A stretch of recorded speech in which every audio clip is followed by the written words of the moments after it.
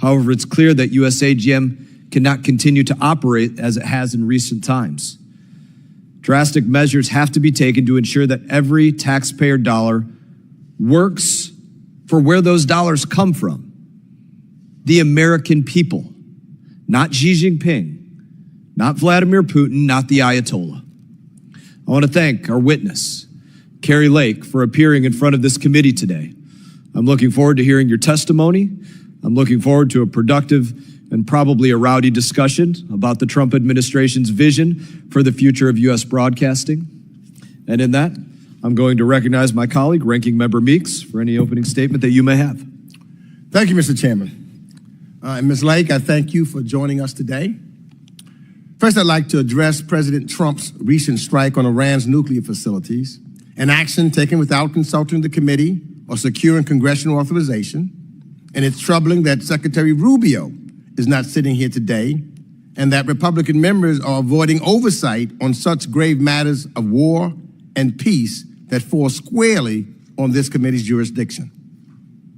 Instead, as this hearing's title shows, we're returning to House Republicans' fixation on far-fetched conspiracies, this time to tear down the U.S. Agency for Global Media and the important work it supports.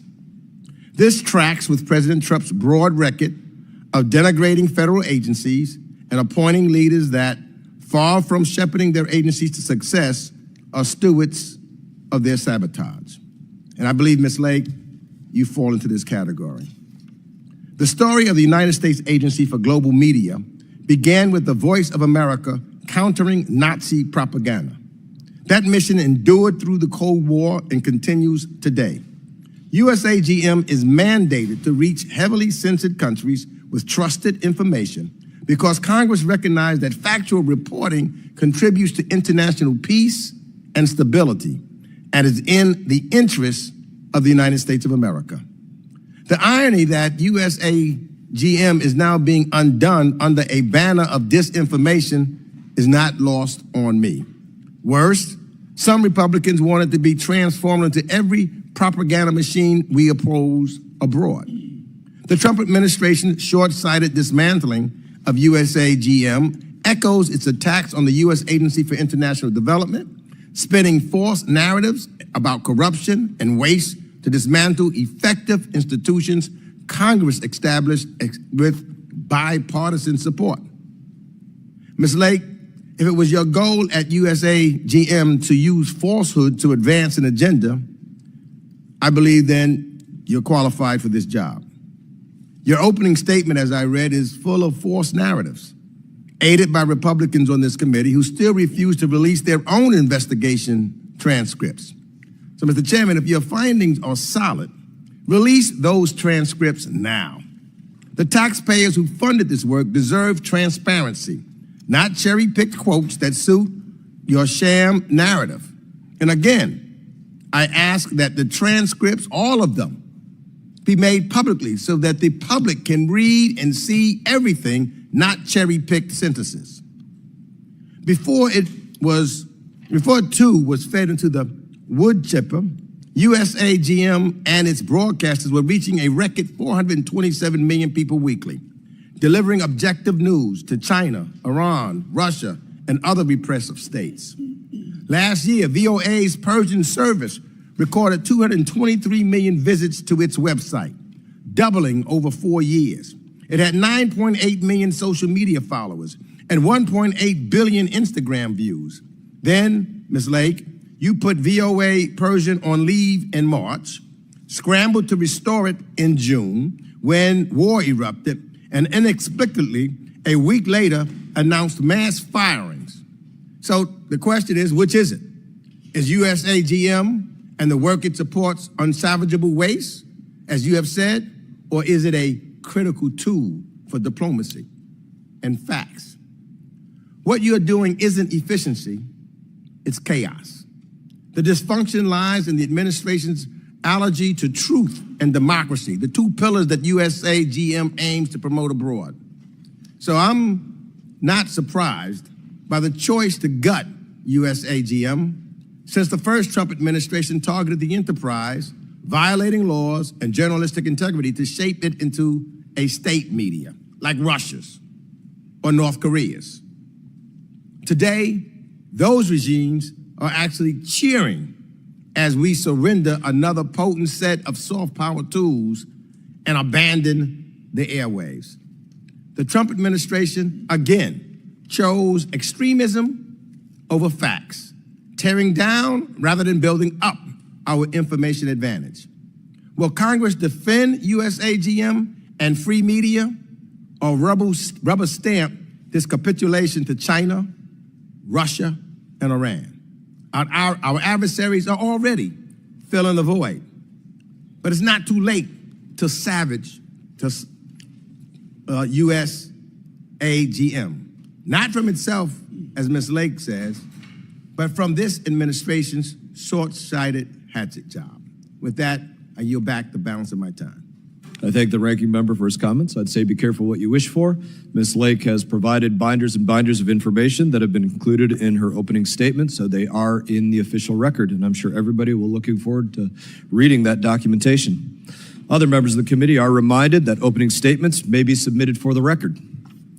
We are pleased to have the Senior Advisor for the U.S. Agency of Global Media, Ms. Carrie Lake, before us today. Your full statements will be made a part of the record, and I'll ask you to keep your spoken remarks to roughly 5 minutes in order to allow time for member questions. I now recognize you, Ms. Lake, for any opening statement that you may have. Good morning, and thank you, Chairman Mast and Ranking Member Meeks and members of this House Foreign Affairs Committee. Thanks for having me. My name is Kari Lake. I'm the Trump Administration Senior Advisor to the U.S. Agency for Global Media. Before I get started, Mr. Chairman, I'd like to let you know this opening statement I'll be delivering is a shortened version of a longer version that I have submitted to you earlier and would love to be put into the congressional record.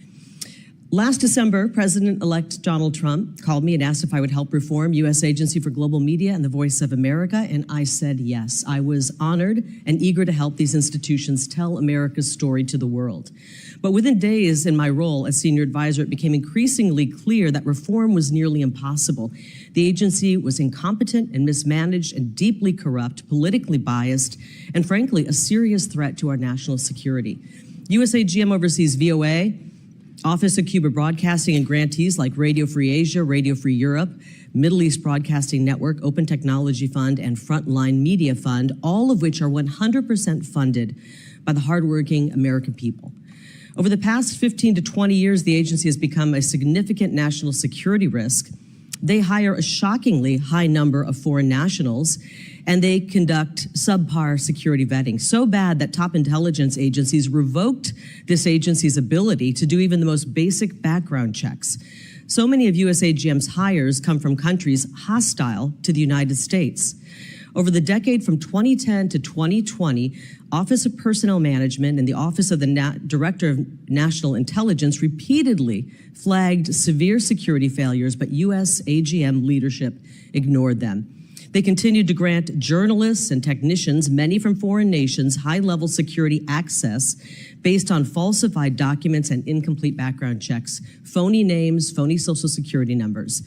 Even after corrective actions were taken in the final months of the Trump administration, these safeguards were reversed by the incoming Biden administration. The scale of the problem is staggering. During the first Trump administration, the political appointees led by CEO Michael Pack got to work fixing it. And they discovered that out of 150 people who were hired during that time period when they weren't doing appropriate vetting, 500 of them were still out there and they could not find them. They went back and re-vetted everybody, but 500 had gone missing. They could not be located for further screening. Foreign employees with social security numbers that are fake and fake names given top secret access now missing. That keeps me up at night. My team is working to track them down. Our new security director is working to try to turn this agency around and make it where it's safer. It's a vast problem that we've uncovered. We've also uncovered that the grantees like Radio Free Europe hired people later identified as foreign spies. At one point, they nearly hired more than 20 spies from a nation hostile to America. Those hires were stopped thanks to a timely tip, and I'm happy to give you more information on that in a secure setting.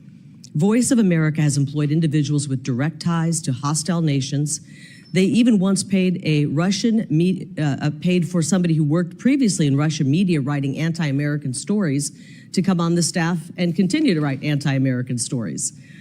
At one point, a serious security threat to America, an office of Cuba Broadcasting Cuba was declared to be a national security threat. He was fired, thankfully, but he worked there for quite some time.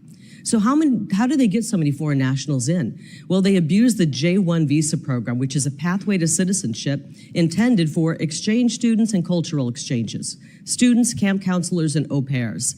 It's not intended for journalists, and it's created severe vulnerabilities, and frankly, it has displaced many, many American workers who could have filled these jobs.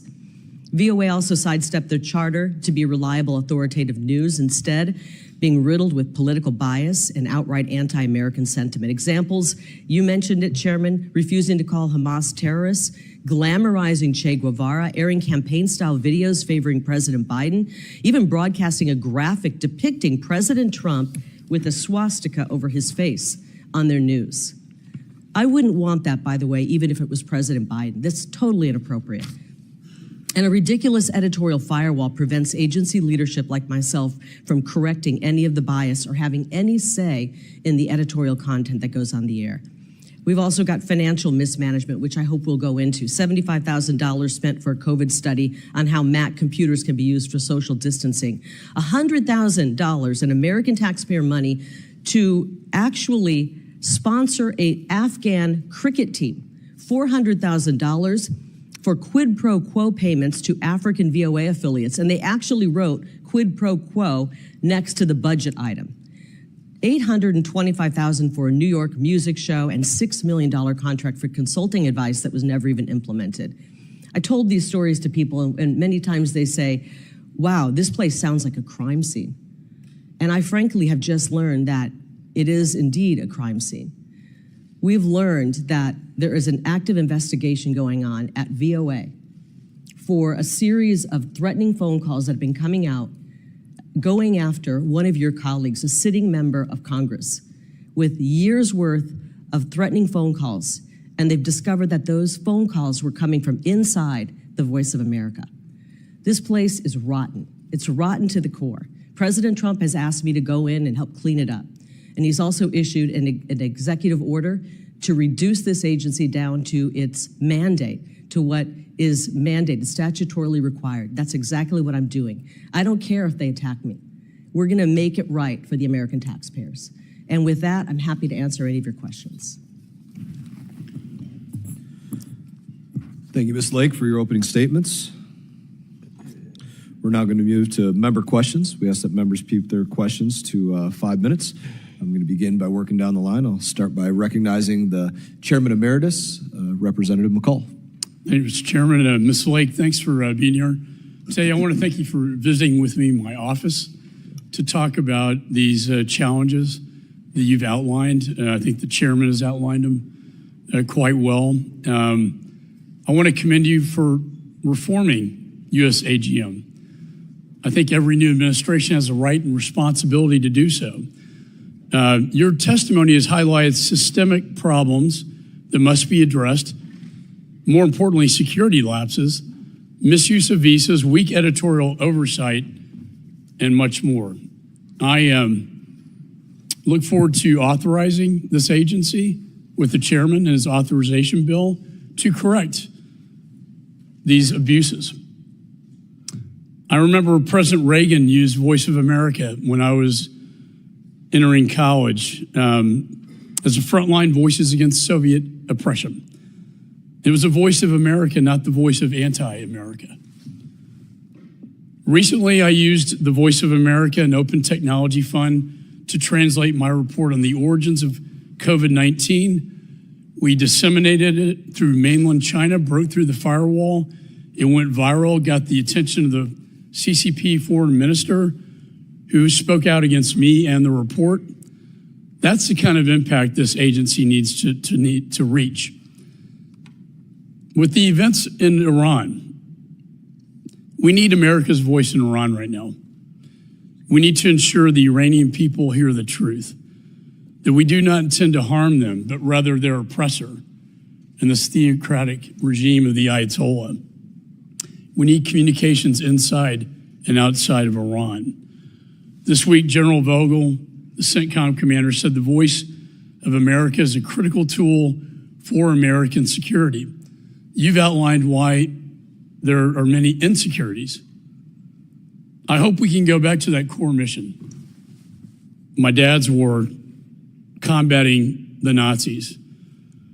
So my question is, Ms. Lake, how are you working to fix the Voice of America so it is the voice of America and not anti-America in Iran, and use the Open Technology Fund to achieve the mission, the core mission that Congress intended? Thank you for that question, and thank you for laying out when it was a better agency. You're right. Ronald Reagan used it, a great broadcaster, one of the great communicators, and he used it. But times have changed, and it's still doing 1990s style television in a world where people are getting their information right here on their smartphones. It's in the back pocket. And so we need to update it and modernize it. But President Trump's executive order dated March 14th has called for this agency to be brought to its statutory minimum. And I'm glad that you mentioned Iran, because one of the languages that is required in the statute is Farsi, and we are still broadcasting in Farsi. And Ranking Member Meeks said that we have not been, and that we, in a panic, started to put news out in Farsi. That is actually not true. We were in the process of effectuating President Trump's executive order. And in the process of doing that, several malicious lawsuits were started up, and the judge froze us from being able to get news on. We literally were frozen in place because of all of these lawsuits. Once we were freed to start putting news on, we immediately went to what the statutory minimum is, and one of the languages is Farsi going into Iran. And I'm very proud to say that when President Trump, when the bombings happened over the weekend on Saturday, and when President Trump started to speak, we had a crew in on Saturday delivering President Trump's message to the people of Iran in Farsi. It was translated and it went out. Sometimes a lean and mean and a smaller staff makes it easier to get things done. And in one of the emails that I got from our Persian team, they actually said that.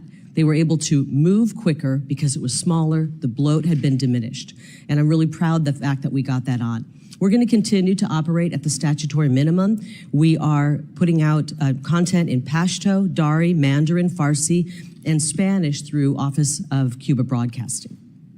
All right, I thank you for that response. I think it's very important right now that the Iranian people hear the American story and the American message, and I commend you for your efforts to reform, and I encourage you to get that message into Iran right now. Communication inside and out is so important for those people if they're going to rise up against this oppressive theocracy that we've endured since 1979. I yield back.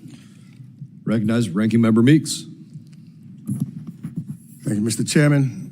Let me first enter into the record a letter that you and I received, Mr. Chairman, from 4 bipartisan members of the International Broadcasting Advisory Board, which Congress established and confirmed in 2023. Thank you. Now, Ms. Lake, you may recall the White House fired the board members earlier. Let me just first say this, because I do agree with Mr. McCall on the need of making sure that the voice of America in those places where our adversaries have false information going through. But you cannot do that simply by reducing and ending all individuals that are work within that agency. So now, these board members, for example, that were fired, despite their political and policy differences, those members wrote, and I quote, defunding, as you have done, these networks, because you can't do anything without money, but defunding these networks at this critical moment will undermine the United States' efforts to counter the biased narratives from America's authoritarian competitors. It's crucial. Some have said that it seems as though that our adversaries under this administration has been considered or treated like they're our allies, and our allies have been treated as if they're our adversaries. Now, I agree with the experts that put this letter in. There are grave risks right now for the United States national security posed by dismantling USAGM and the broadcasters it supports. Now, one of the things I want to do, maybe we can do this and it's trying to save some time. I serve on the Financial Services Committee also, where we often engage with companies about the risk analysis that they perform before making major business decisions to outpace their competitors. And I know I hear my Republican colleagues often say that government should be run like a business. So I just want to try to just get a few yes or no questions in the time that we have, just so that I know we can either get some of the information that the chairman said you are bringing or have brought with you. So my question to you is, did you conduct or review a written analysis before placing most of the USAGM's and VOA's employees on administrative leave on March 15th, before cutting off payments to USAGM grantees in March, or before announcing a reduction in force at the VOA last Friday? Yes or no? I've been working in media for 30 years, and in every newsroom across this country in that time. Yes or no? Did you do? These are complex questions. They're not yes or no questions. Either you did a review or you didn't. We are right-sizing an agency that has grown and grown and grown. Did you do a review? We've reviewed. Yes, we've reviewed. You've done a review. Do you have a record of what you reviewed? We have reviewed the number of employees, the number of languages, but most of all, what we reviewed was an executive order, March 14th, by the man who's in charge of the executive branch. I want to know. His name is Donald Trump. Do you have a record that you can produce? The chairman said you had a bunch of things with you. Do you have a record of what you reviewed and who you reviewed to? We reviewed the statute. Do you have a record? Yes or no? We have the statute, and do you have a record? The statute. Yeah, we can pull that statute for if you have it, not the statute, the record of individuals that you reviewed, interviewed, or talked to before you committed your actions of dismantling. I talked to a lot of people at the agency. Do you have a record of that? You could go back and look at emails. Do you have a record? Do you want me to pull emails? I want you to show the record of what you did, Ms. Lake. Well, you can Don't take a just look at give it. me something that's not verified. Show me the record, because that's what I hear oftentimes in the business. You have to have a record. Show me the record that you did, what you did. That's all. It's pretty obvious what we did. Did you survey? Let me ask this question then. Did you survey employees that was there about waste, fraud, and abuse you believe was occurring at the agency? Did you survey? We know that there's waste, fraud, and abuse. Did you survey the employees? Yes or no? What? Yes or no? These are ridiculous questions. Did you serve? Simple answers. You either did or you didn't. Yeah, I guess survey means talk to and ask questions. Did you do it or not?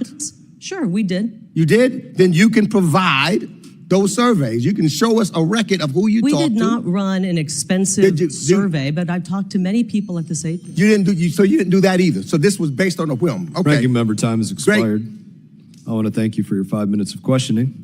I'm now going to recognize Representative Smith for 5 minutes of questioning. Thank you very much, Mr. Chairman, and welcome to the committee, Ms. Lake. I chair the Congressional Executive Commission on China.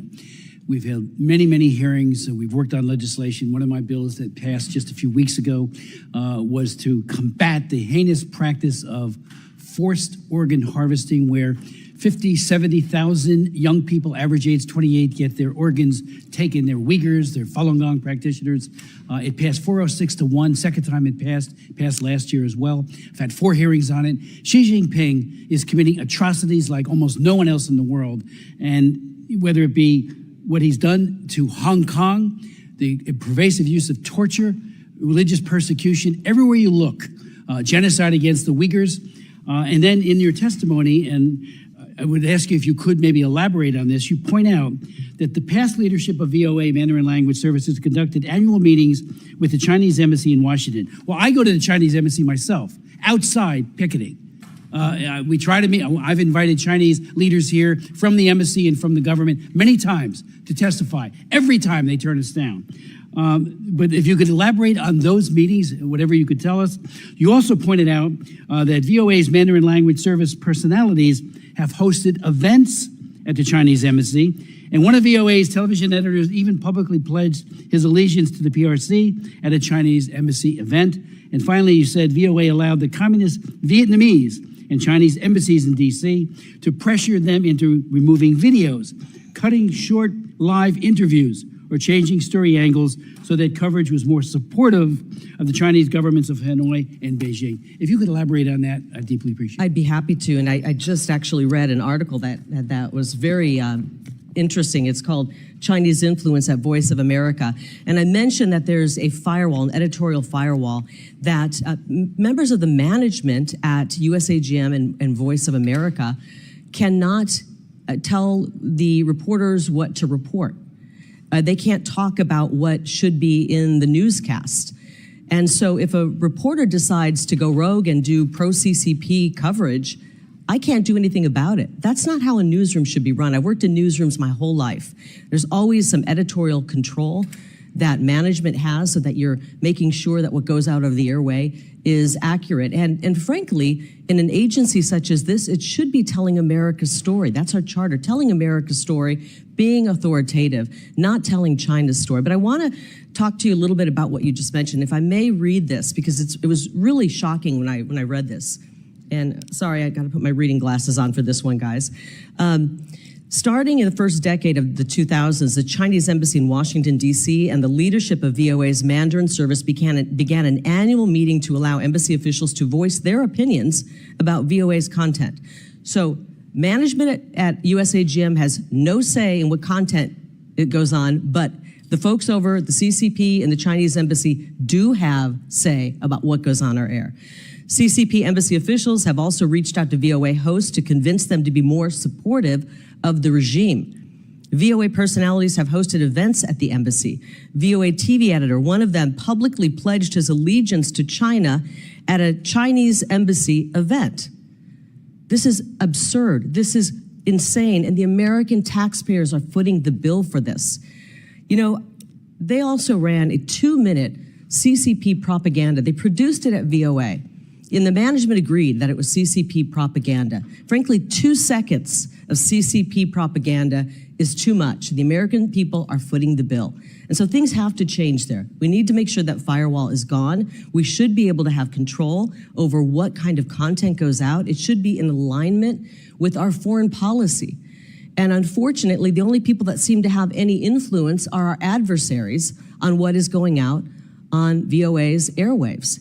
It's outrageous, and it has to stop. And thankfully, President Trump issued that executive order to bring this agency down to its statutory minimum, and he has called for this agency to be eliminated starting in the fiscal year 2026. Well, thank you for your testimony. Thank you for highlighting that important complicity with the brutality of the Chinese Communist Party. You know, I'm barred from going to China. I used to lead human rights missions there frequently. The Global Times put me on their so-called hit list. And I can tell you, you know, I can't go to China, and yet we had people collaborating with their top leadership here in D.C. and elsewhere. And that is outrageous. We need to reform this, and I agree. You can judge a man by his enemies, and you've got good enemies. Boy, thank you very much. Yield back. Representative yields back. Representative Keating is now recognized. Thank you, Mr. Chairman. Thank you for being here. I think if we look at Exhibit A in terms of the value of global media, we look no further than Iran. The Trump administration took great attention towards the bombing that occurred. But to really be successful, what's going to be necessary is not just strong diplomacy, but changing the views of the people that live there. And Secretary Rubio in his Senate confirmation stressed that there's probably no greater discrepancy between the actions of one government and their people than Iran. And even before this action, before the war, 6.6 million Iranians, 10% of the adult population, got their news from Farda, radio-free network that's there. And it's produced in an agency that you sought to terminate the contracts of at a time when it's needed more than ever. Cutting transmission feeds from the Middle East Broadcasting Network. It's resulted in 90%, those actions of yours, 90% of the staff being cut. Some of the people on Radio Free Europe, Radio Liberty are furloughed. Programming's been reduced at a time when we need it the most. I'm concerned also, not just with the cuts, but I'm concerned for the journalists that report this news. They're in great jeopardy. A lot of attention in your opening remarks went to vetting and the extreme efforts that you're doing for vetting. I want to know what you're doing to protect those journalists. One just recently released the other day, after 4 years of detainment by the Russians, talked about the way he was tortured and physically abused and psychologically abused. These are journalists that are there. These are people trying to bring the word of democracy to people that have not. What are you doing to support these journalists? What attention? I didn't notice it in your opening remarks. That should be first and foremost. What are you doing to protect these people? I agree. I think the safety and security of journalists is very important. I was a journalist in my past profession, and so it's critically important, and I don't think that they've done enough to protect them. I'm thankful that recently, in the last few days, one journalist who was being held was released thanks to President Trump. And, you know, I think you need to ask RFE, Radio Free Europe, what they're doing to protect their employees. I just got to the agency 3 months ago, and what the question is, I would like to know, why are we Matter, hiring, if I may, reclaiming my why time. Are we I'm hiring reclaiming more my time. Americans? I'm reclaiming my time, Mr. Chairman. You know, it's sort of like blaming the group that's advocating for these people. What are they doing? I'll tell you what they're doing. They've simply asked for a meeting with you. It's hard to meet with somebody when they're suing you. I have a letter that I'd like to ask unanimous consent be put in the record from the president of Radio Free Europe, Radio Liberty, the president of Radio Free Asia, the president of Middle East Broadcasting Networks, dated April 30th, simply asking for some kind of communications or meeting with you regarding these issues of detainment. I'd also like to put into the record an article. There's an audience in Iran and the Middle East surge as funding for Fatah and Allura amid East Israel is in jeopardy. If you look at what's happening, and you look what happened since the bombing occurred and since the war occurred, you just see dramatic increases in the listenership, just proving how vital this is to people that aren't getting other messages. Radio Fatah traffic surged 344%. The Instagram account, 62.5 million increases, a rise of 77%. These are things that are necessary, and you are cutting the agreements. Thank goodness the courts are saying no to you. But why would you ever want to do this here? Why would you not? Why do you better say, I want to know what Radio Free Europe, Radio Liberty is doing to protect the journalists, when the U.S. and you have a role in doing it, and you won't even take a meeting from the people that want to meet and discuss the dangers to these journalists.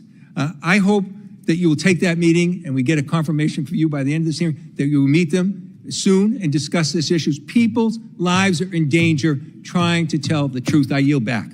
If they would drop their malicious lawsuit, I'd be happy to meet with them, but it would be really stupid to meet with someone who's suing you.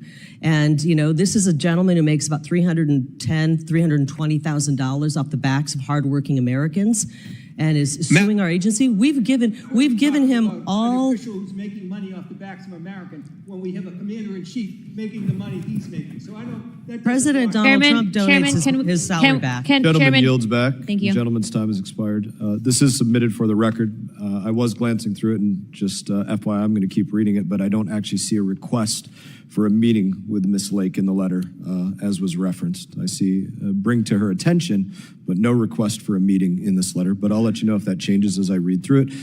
Representative Perry is now recognized. Thanks, Mr. Chairman. Ms. Lake, would you care to answer the question further, the last question further? Do you want to expound on any of that? Well, I think it is difficult to meet with people when they're suing you. It just isn't advised. And if any attorney would tell you, you can't sit down and meet with somebody who's launched malicious lawsuits against the agency, naming me in those lawsuits. So it'd be ill-advised to do that, obviously. You know, we do not have a current grant agreement with RFE, Radio Free Europe, which was started, you know, many, many years ago as a CIA operation. And we don't have a current grant agreement with them. We've been asking to work with them, negotiating a grant agreement, and they refuse. We offered a grant to them, and they refused to even mark it up and redline it and send it back to us. So we don't have an approved financial plan. They won't tell us where they're spending their money. We've got an audit going on right now, and they've stonewalled and prevented us from getting any access to their financial books.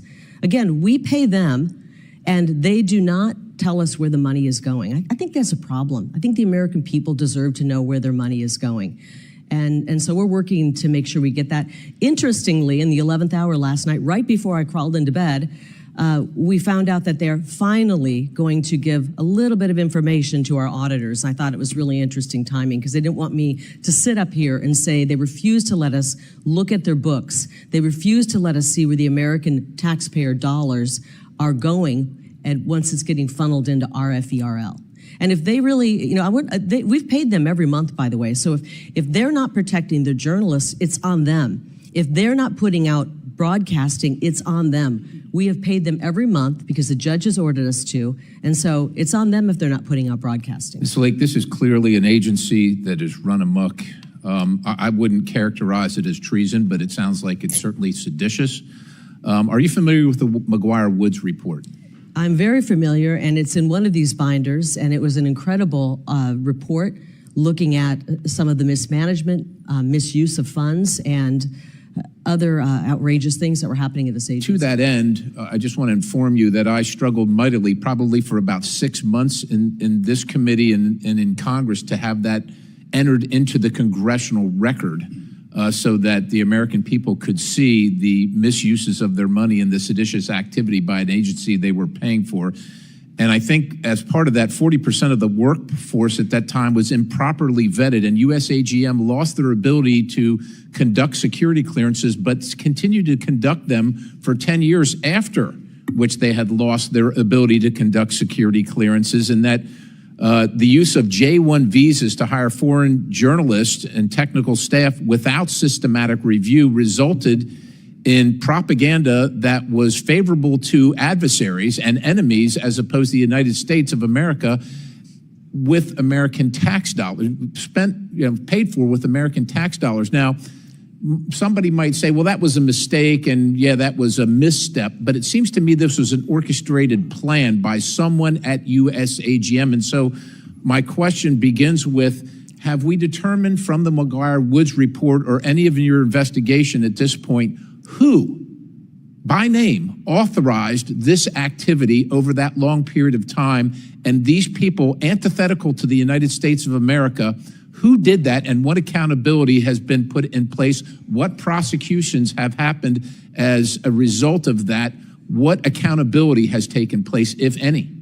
Sadly, there hasn't been any accountability. That McGuire-Woods report was done in the waning days of President Trump's first term.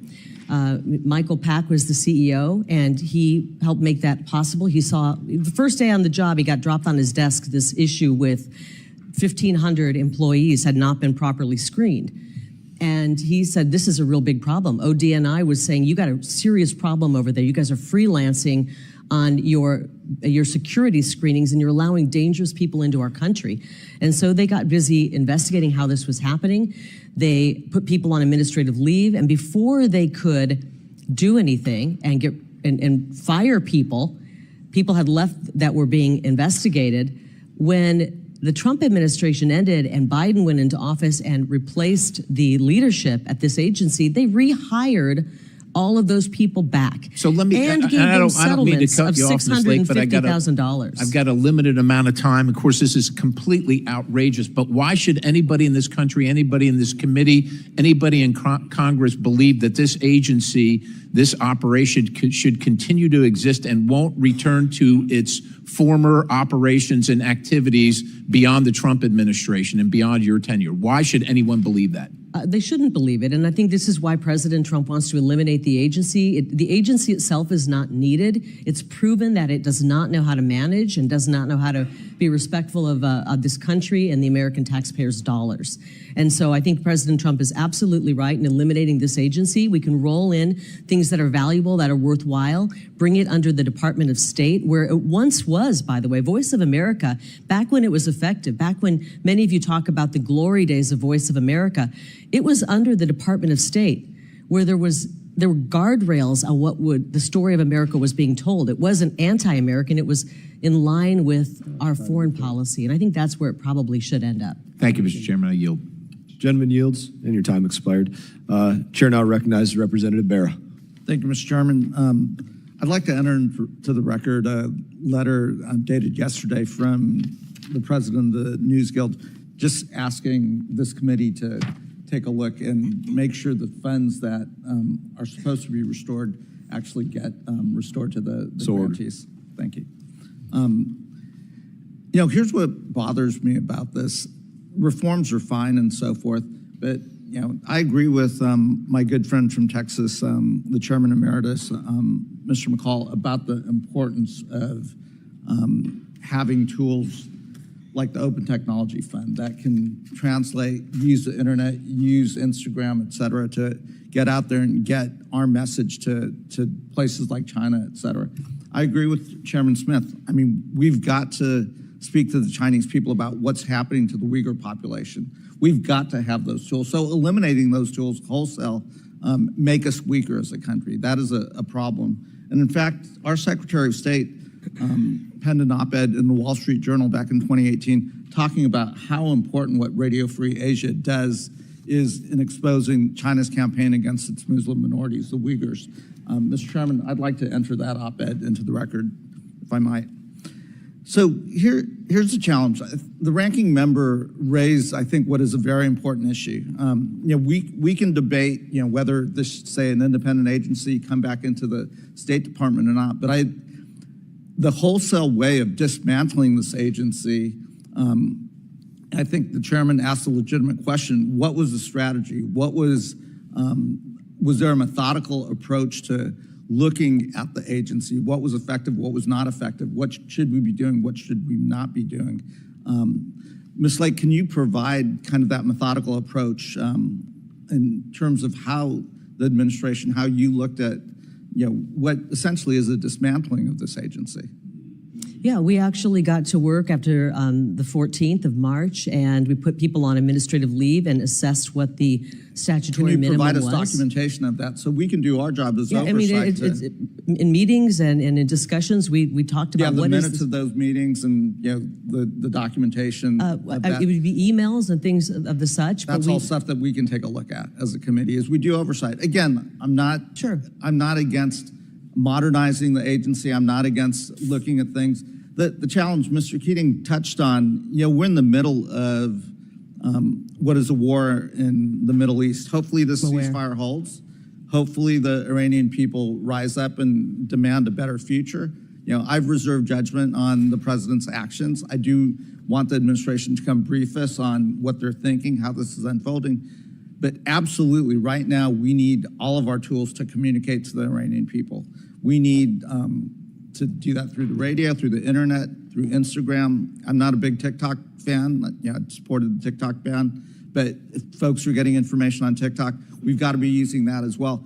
I am very concerned that the personnel have been laid off, that, you know, we're working with a shoestring staff that is making us weaker and less effective at a moment of vulnerability for the Iranian regime, where this could be a time where the Iranian people choose to take a different path forward.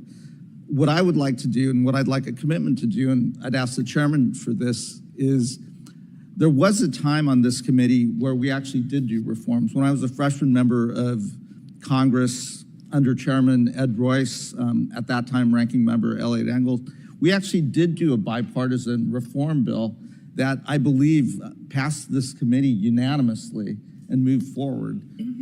That's our job. Ms. Lake, you should be working with us.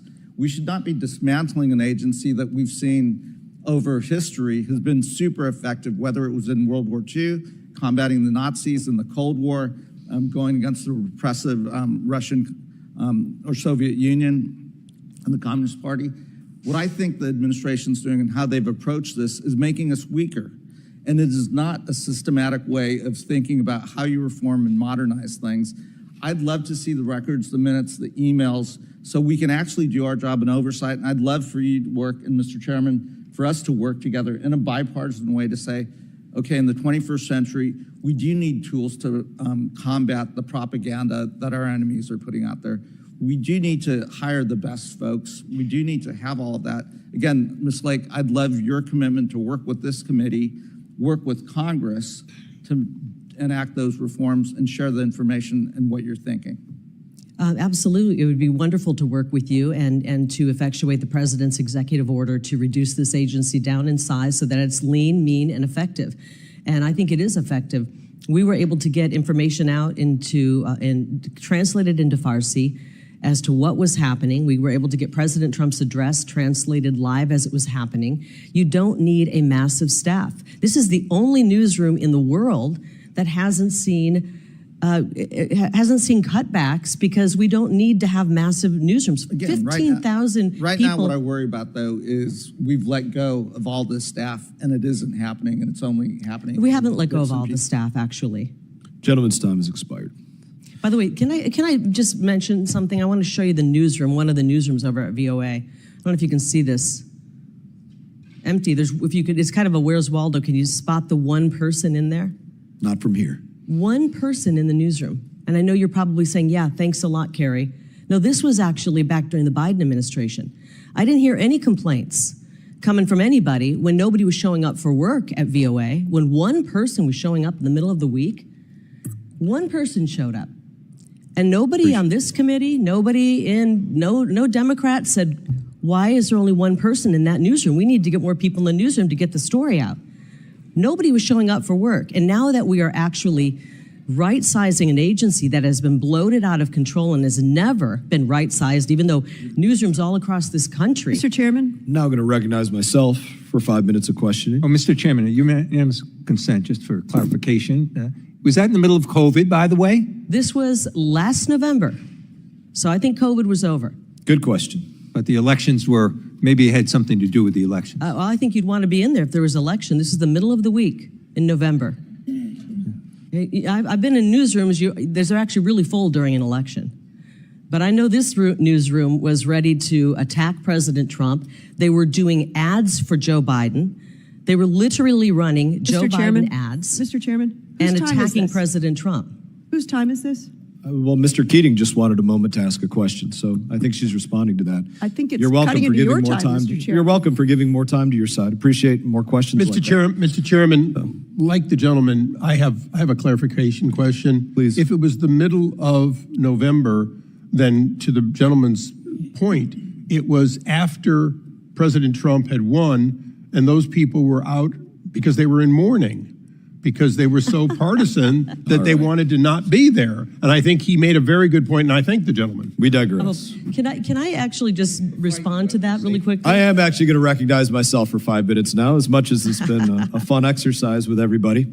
I would make the point that, radio free is not free. And I was just thinking about this in my office the other day, and I was like, what's the most common media in America on the radio? I think it's iHeartRadio, iHeartMedia. The entire budget for iHeartMedia across the breadth of the United States of America and the globe is $90 million. Wow. That's the entire breadth. For Radio Free Europe, $150 million, significantly more than all of iHeartMedia. For Radio Free Asia, $70 million.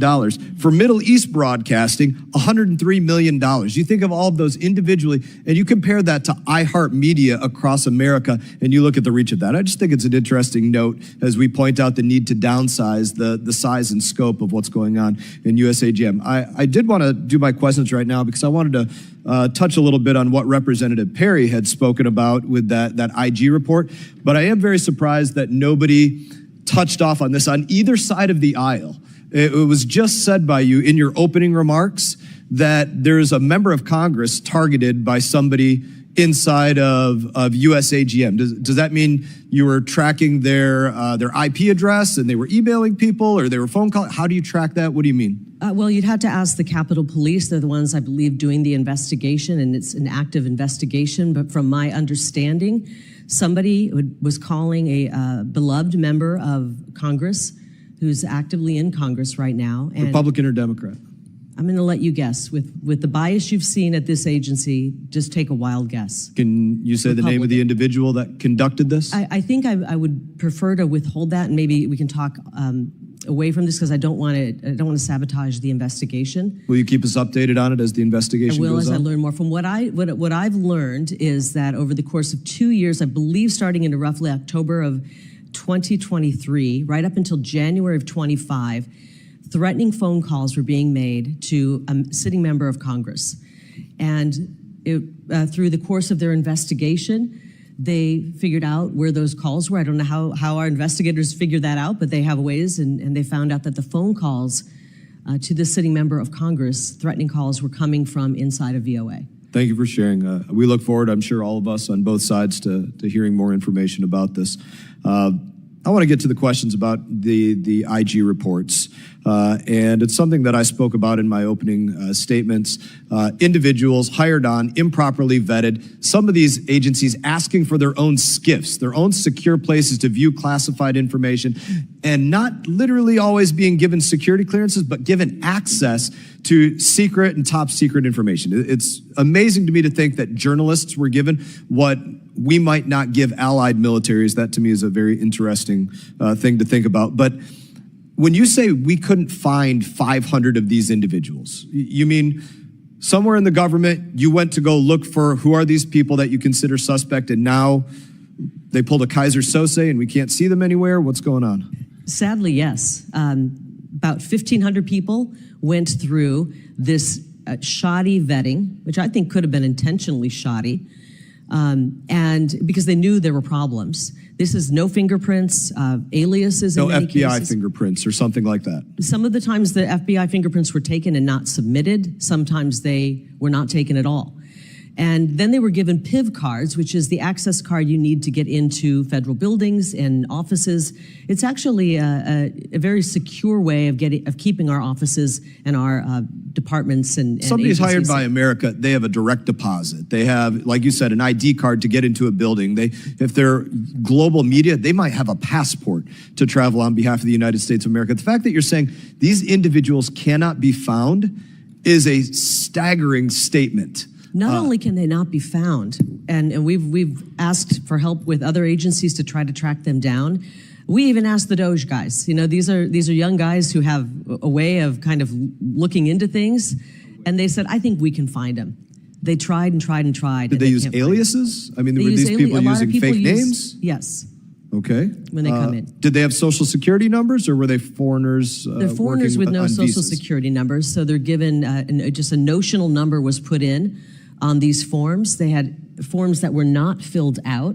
I mean, this is a massive security failure in a level that should keep you up at night. I want to ask you one more question. And they could be working, by the way, at other agencies. I want to get to one more question before my time expired. Like you said, you were a big part of media in your prior roles. Did you ever have a TS or SCI clearance, or did you ever get to go into a SCIF as a member of the media? No. Thank you. I now recognize Representative Scherflis McCormick. Thank you so much, Mr. Chairman, and thank you, Ms. Lake, for being here. I do have major concerns about the role that VOA plays, especially since as recently as a few months ago, there were over 427 million people who who are actually being exposed to VOA. And VOA is usually one of the best places that we can provide fact-based and objective information to audiences, especially in China and Iran. Especially with the escalation that we're seeing in Iran and with lack of any kind of intelligence briefing, we want to get more information as far as what's actually going on in Iran and in the information we're providing them. But what I wanted to bring to your attention is a letter that we have here that I wanted to admit for the record. And it is from Radio Free Asia, Radio Free Europe, Radio Liberty, Middle East Broadcasting Network. And what they're pretty much saying is that they tried several times to reach you. Pass it on back. Thank you. I I'm gonna think read I've it. already The last expressed one why I didn't have haven't a met with request. them, because we're in I active just want to read it litigation. to you first. I want to give you the opportunity. Okay. I do believe that foreign affairs, especially when it comes to national security, shouldn't be a partisan issue. I do believe that. And I want to give you the opportunity to just explain, because as one of my colleagues mentioned, there was a letter in April where they said they haven't met with you. And in this letter, they're saying that they've tried to meet with you and that Ms. Lake has not spent a single minute with us or our senior team. She has not visited our office or inspected our operations.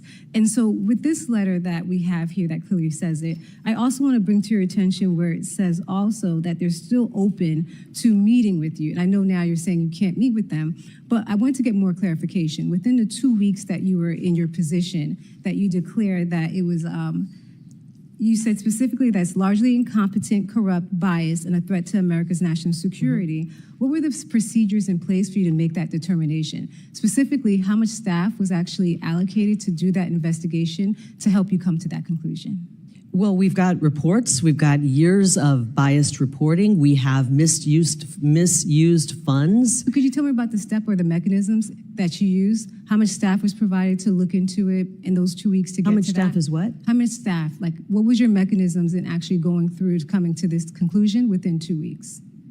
Within 2 weeks, I assessed all of the grant agreements, and I realized that these grant agreements had been changed during the Biden administration to take out any form of transparency. During the first Trump administration, the grant agreements were written where we had transparency, we could see what was being spent, and during the Biden administration, they took all of that transparency out, and then they signed a $250 million lease on a high-rise building, saddling the American people with paying for it, and it wasn't even equipped to do broadcasting. Well, I'm happy you mentioned transparency, because that's where I'm trying to get also. Now, when you spoke to them, or if you had anybody speak to them, was there a conversation for accountability and transparency? I think that's what we're trying to get to. What was the mechanisms in place to come to these conclusions? And before the lawsuit was filed and these letters were sent, was there anybody who went to them to ask questions and hold them accountable? It's really hard to have a open communication when you're being sued. Well, before that, because we have letters back until April. This one was in June. So before any lawsuits were filed, were there any attempts to have that communication? I believe when I first got there, they reached out to me. I had just gotten in the building and said, we'd like to meet. And before I even had the chance to clear my schedule and meet with them, they launched into malicious lawsuits. So no, we haven't met with them. If you can submit any communications that your office has had, I would greatly appreciate that. And my second question is, I do believe in lean, mean machines that work well. What are your matrices that you have in place to determine that the leanness is actually being beneficial and that this leanness is not creating a vacuum in which now we're not able to exercise our strongest power, which is our soft power and our diplomacy? It's one thing if it's used properly, but it hasn't been used properly. We laid out that the CCP has more say in what editorial content we have. I only have 43 seconds. I want to know what those matrices are. What are the points that you're using to determine that this is actually benefiting, like this machine is working, versus adversely hurting us and creating a vacuum in which any other group can come in and put out propaganda? And we know there's a lot of propaganda, especially coming from the internet. So I want to make sure that we actually have a plan in place, there's funding in place, or that there are matrices in place to determine that this lean creation of a machine is actually working for us and not against us. That's what our goal is. We want to make sure any information going out is not anti-American, is not pro-CCP. So if there's a matrices, could you please provide it to us so we could be on the same page? I wish we did have some say over what information was going out, but unfortunately, because of this firewall, this place could go totally rogue. This place could go and put 100% pro-CCP information. They could side with the regime in Iran, and we couldn't do a thing about it. They could run an attack piece on you. I understand. Thank you so much. And I just want And to you couldn't do anything about it. I just The want to gentlelady's time has I just want to expired. take, if you can allocate me just 1 second so I can say this, because I think it's very The important. gentlelady had 5 minutes. Be brief. I thank you for being here, and this is really the objective of us working together and coming together and negotiating how can we move forward. Right now, we're at a critical juncture where we see more and more hostilities, especially in these areas. And so we want the answers to these questions so we can work together. That Thank is you. The truly gentlelady's my- time has really expired. Thank you. The gentleman from Texas, Mr. Self. Thank you, Mr. Chairman. Based on the previous conversation on the security clearances, I want to go to Iran, back to Iran. In June of this year, you restarted broadcasts to Iran after Israel attacked them. In the meantime, Musk has said that the beams are on with Starlink into Iran. Industry estimates that there are 20,000 terminals, and you have to have a terminal yet. They're still testing cell phones. Operating in Iran through the black market channels. So I want to compare the two. Approximately how many Iranians currently watch the VOA Persian service? Probably not that many, to be honest. The ratings aren't particularly good. And I don't know if you've ever had a chance to sit down and watch VOA programming. It's painful to watch. Yeah, the RFE and RL have claimed that they reach millions of Iranians. Obviously, given your response,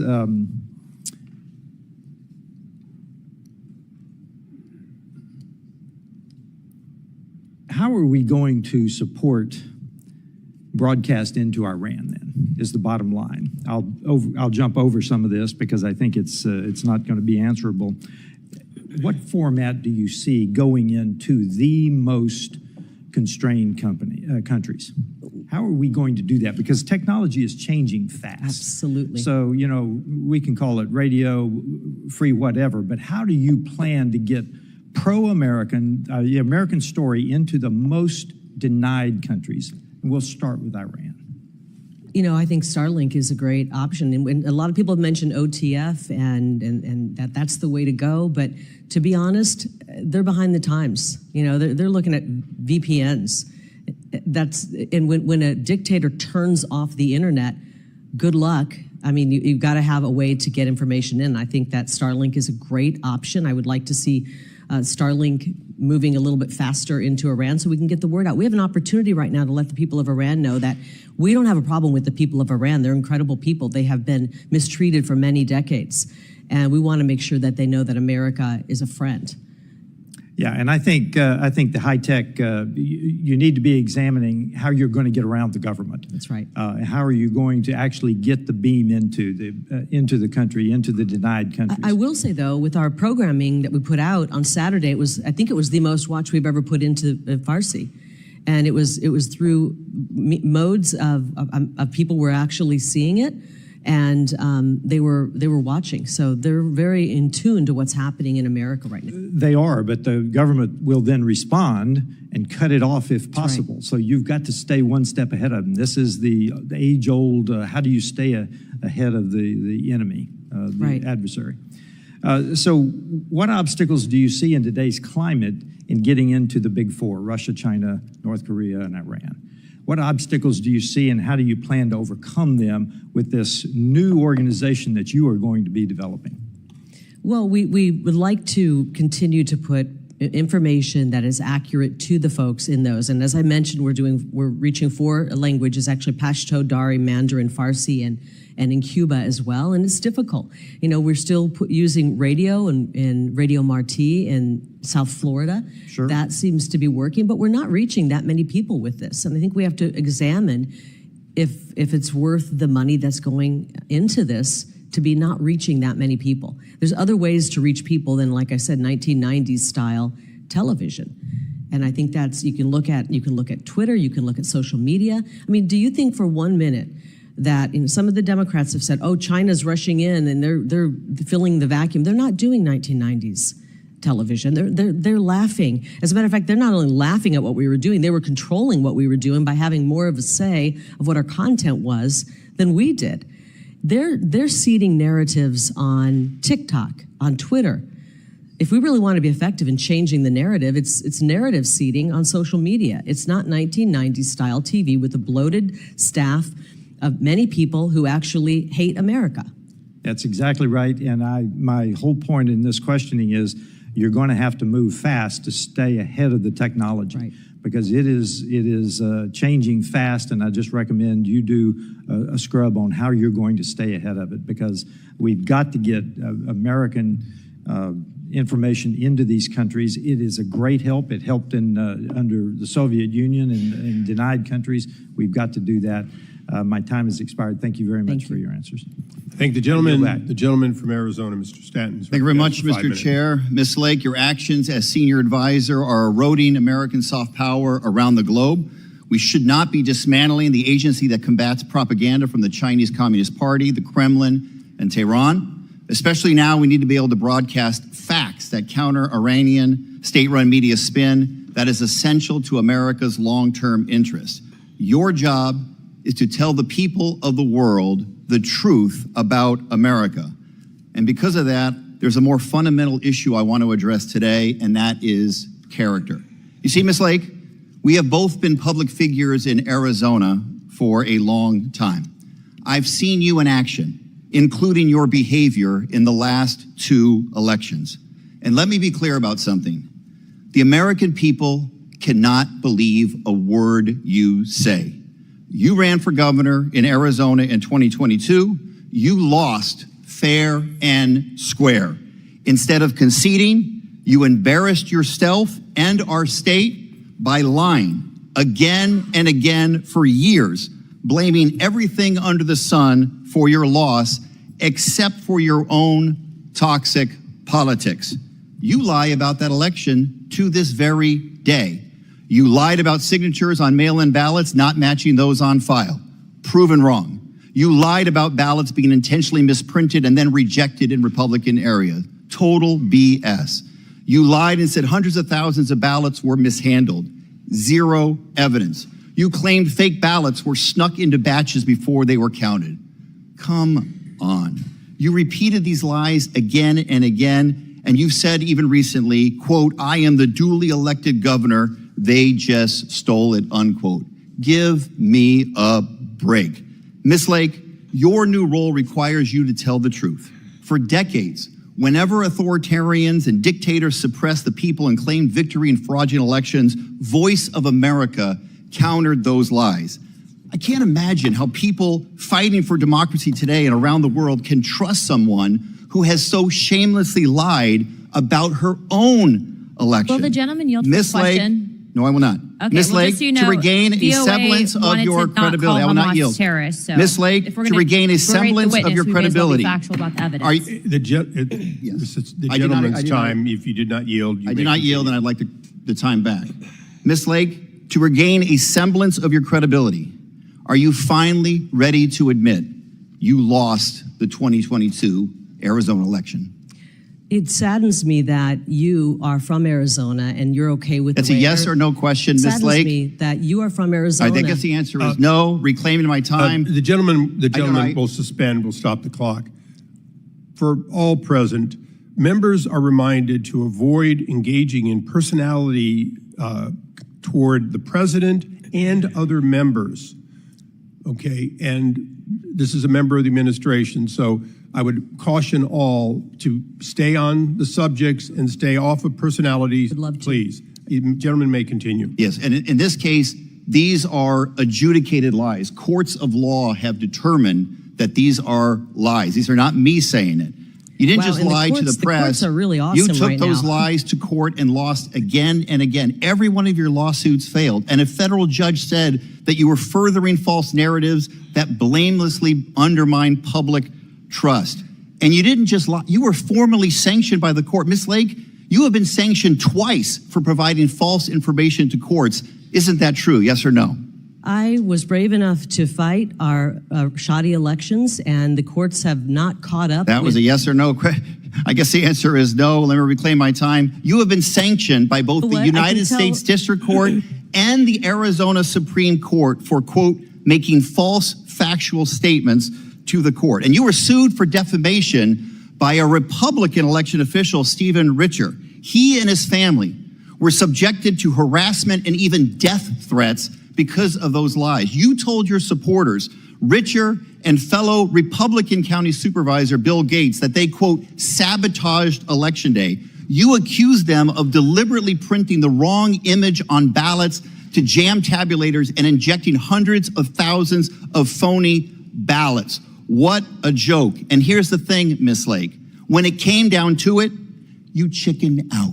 You refused to defend those lies in court. You decided to take a default judgment. You are an adjudicated liar and a two-time political Chairman, I move to loser take down in those Arizona. those I have words, one please. final question. Chairman, Reclaiming my time. I'd like I to have one take final down question. those Like a words. deal. It's the He's gotta get his gentleman's fundraising I do not 33 yield. seconds. I have one final question Get your for you, Call Ms. someone a Lake. You liar. have a chance That's to not answer. how Let me you one treat final other question. people that The are being gentlelady questioned. will suspend, please. Go ahead, you make You the decision. lost for governor in 2022 to Katie Hobbs. You lost even worse to Ruben Gallego for Senate in 2024. Well, Arizona has another election for governor next year. Will you do us all a favor and run it back and run for governor again? I yield. The gentlelady No more questions. Can I respond to some of that? Because that was complete insanity. I wish I could yield back the last 5 minutes of my life, actually. And I want to apologize to the people of Arizona that we have somebody who's representing the folks in one of our great parts of the Valley that doesn't care about the integrity of our election. So, but you weren't here. You came in late, and we're talking about USAGM today, the Agency for Global Media, and how they can put out absolute abject lies, and we can't control any. We have no say over what the editorial content is, and I would hope that you would not be okay with that. They could literally put out a lie about anybody here, and I know you've been the victim of that. I know you've been the victim. I remember the stories about you where they said you had a gay lover, and those were going out all Mr. over. Chairman. Can I I hope finish the story? you honor what you just gave as a caution to everyone, and I moved those words. To tell you that those kind of lies, and you said I'll those rule were if you lies, those kind of lies could be broadcast today on VOA, and you couldn't pick up the phone, Representative Stanton, and call them and say, hey, you're putting out lies about me. You would not be able to do that because they would sue you for breaking the firewall. So lies are being told on Voice of America. It's inappropriate. You've been subjected to lies that you said were lies about you in the media before. And how would you like it if those lies were put on Voice of America right now? Because they could do it and you couldn't do a thing about it. You couldn't stop it. You couldn't stop all those lies that you said were said about you if they went on Voice of America today. You'd have to sit and take it. Okay, I thank the gentlelady, and I appreciate the dialogue. Ruling on the member, she was responding, and I thought rather complimentary that in fact those were untrue, and she was defending that. So That's what he says. I'll leave it as that. I think Mr. Stanton would agree that those were untrue statements, and she said so.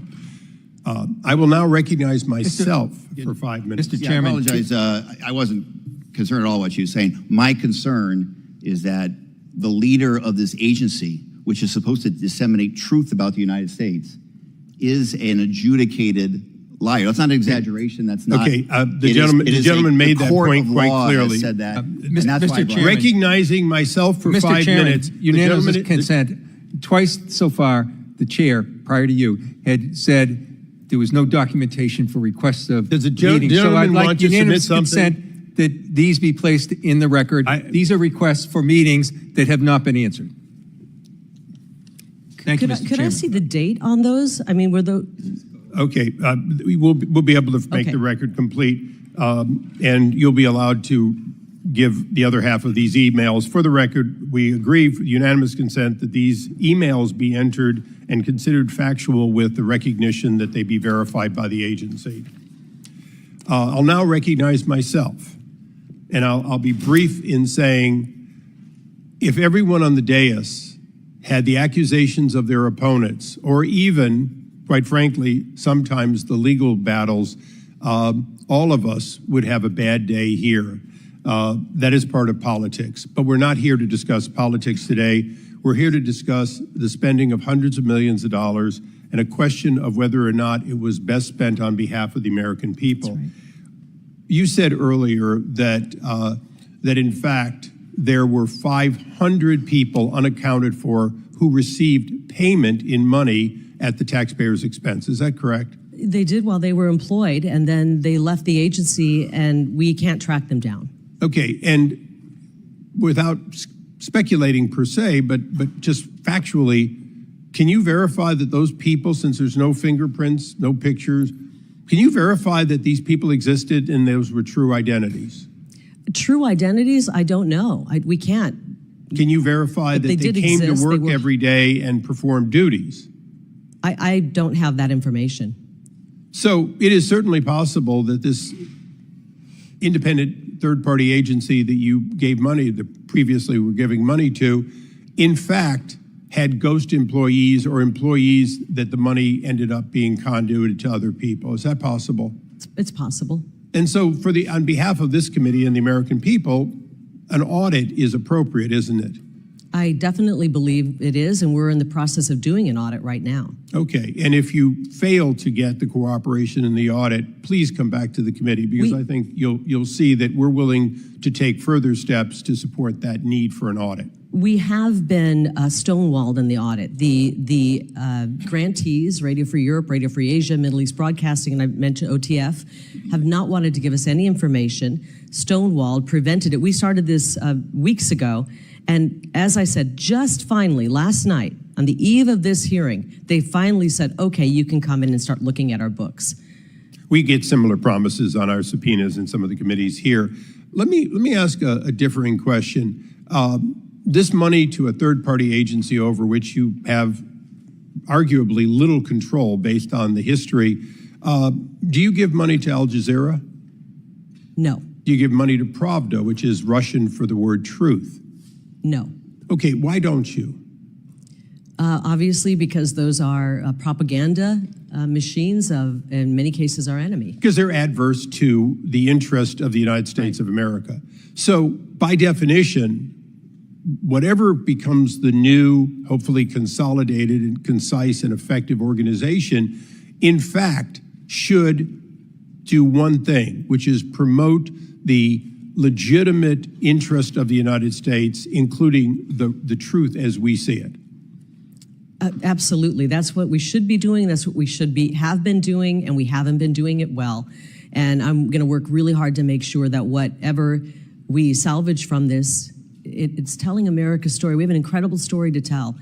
And especially right now, as we're working for peace around the globe with a president like Donald Trump. And speaking of peace around the globe, you're familiar with the controversy that Chairman Mast had with the agencies when he was subcommittee chairman. And all he really wanted was them to explain why they wouldn't say Hamas terrorist after the October 7th attack, and instead used words more, quote, moderate to the base. Can you assure us that in the future, that if the President of the United States, at that time, Joe Biden, the Secretary of State, et cetera, have an aligned policy and statement which is supported by the Congress, that in fact the messaging would be the messaging of the American people through its representatives and not some independent third idea of what you should say to be moderate? Well, Congressman, I wish I could assure you of that, but unfortunately with this editorial firewall, it's impossible for us to have any say over the content, which is terrible. In closing, because this committee is going through a structural reform of all of the State Department and its agencies, which will include yours, is it fair to say that going forward, we should in fact have a single point of contact, responsible and responsive, accountable and auditable, and that in fact it should be one in which there is, at least to the oversight of Congress and the administration, verifiable that these people are employed and working to the interest for which they have been hired? I'm afraid we're never going to find those 500 people. They've escaped. No, I'm talking about going forward. Can we reauthorize under the State Department reauthorization an organization that you can believe in, whether it's within the State Department or not? Can we do so? And do you see that as the goal for which President Donald Trump gave you the responsibility to do and you're working on? Yes, and I believe it needs to be rolled into the State Department because President Trump has asked that we delete this agency. And so whatever we can salvage that's worthwhile should be brought under the Department of State, under the public diplomacy arm of the Department of State. I look forward to, and this committee looks forward to working with you through the reauthorization process to find a win-win that some of the members on both sides have talked about today. With that, it's my pleasure to recognize my colleague, the gentleman from California, Mr. Costa. Thank you very much, Mr. Chairman. Obviously, we're in a discussion here where there's a lot of agreement to disagree. And I happen to think that the efforts that Voice of America and its international broadcasting and its expansion post-World War II, along with the efforts to deal with Cuba broadcasting radio and TV, there's a whole list of, I think, successes over the post-World War efforts that we've been engaged in with the communist countries in which we have been able to tell the real story about America. Now, if you want to make modifications, reforms, I think this committee is an appropriate place to do that oversight. Having said that, I'd like to specify a particular area that deals with Armenia and the Voice of Armenia.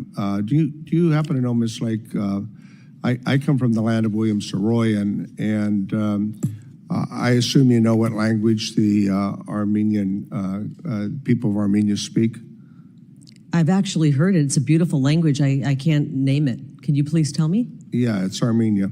Trick question. The story of Armenian language is, and the Voice of Armenia was so that the people of Armenia would understand, who were under the oppression of the Soviet Union, what America stood for and what our values stood for.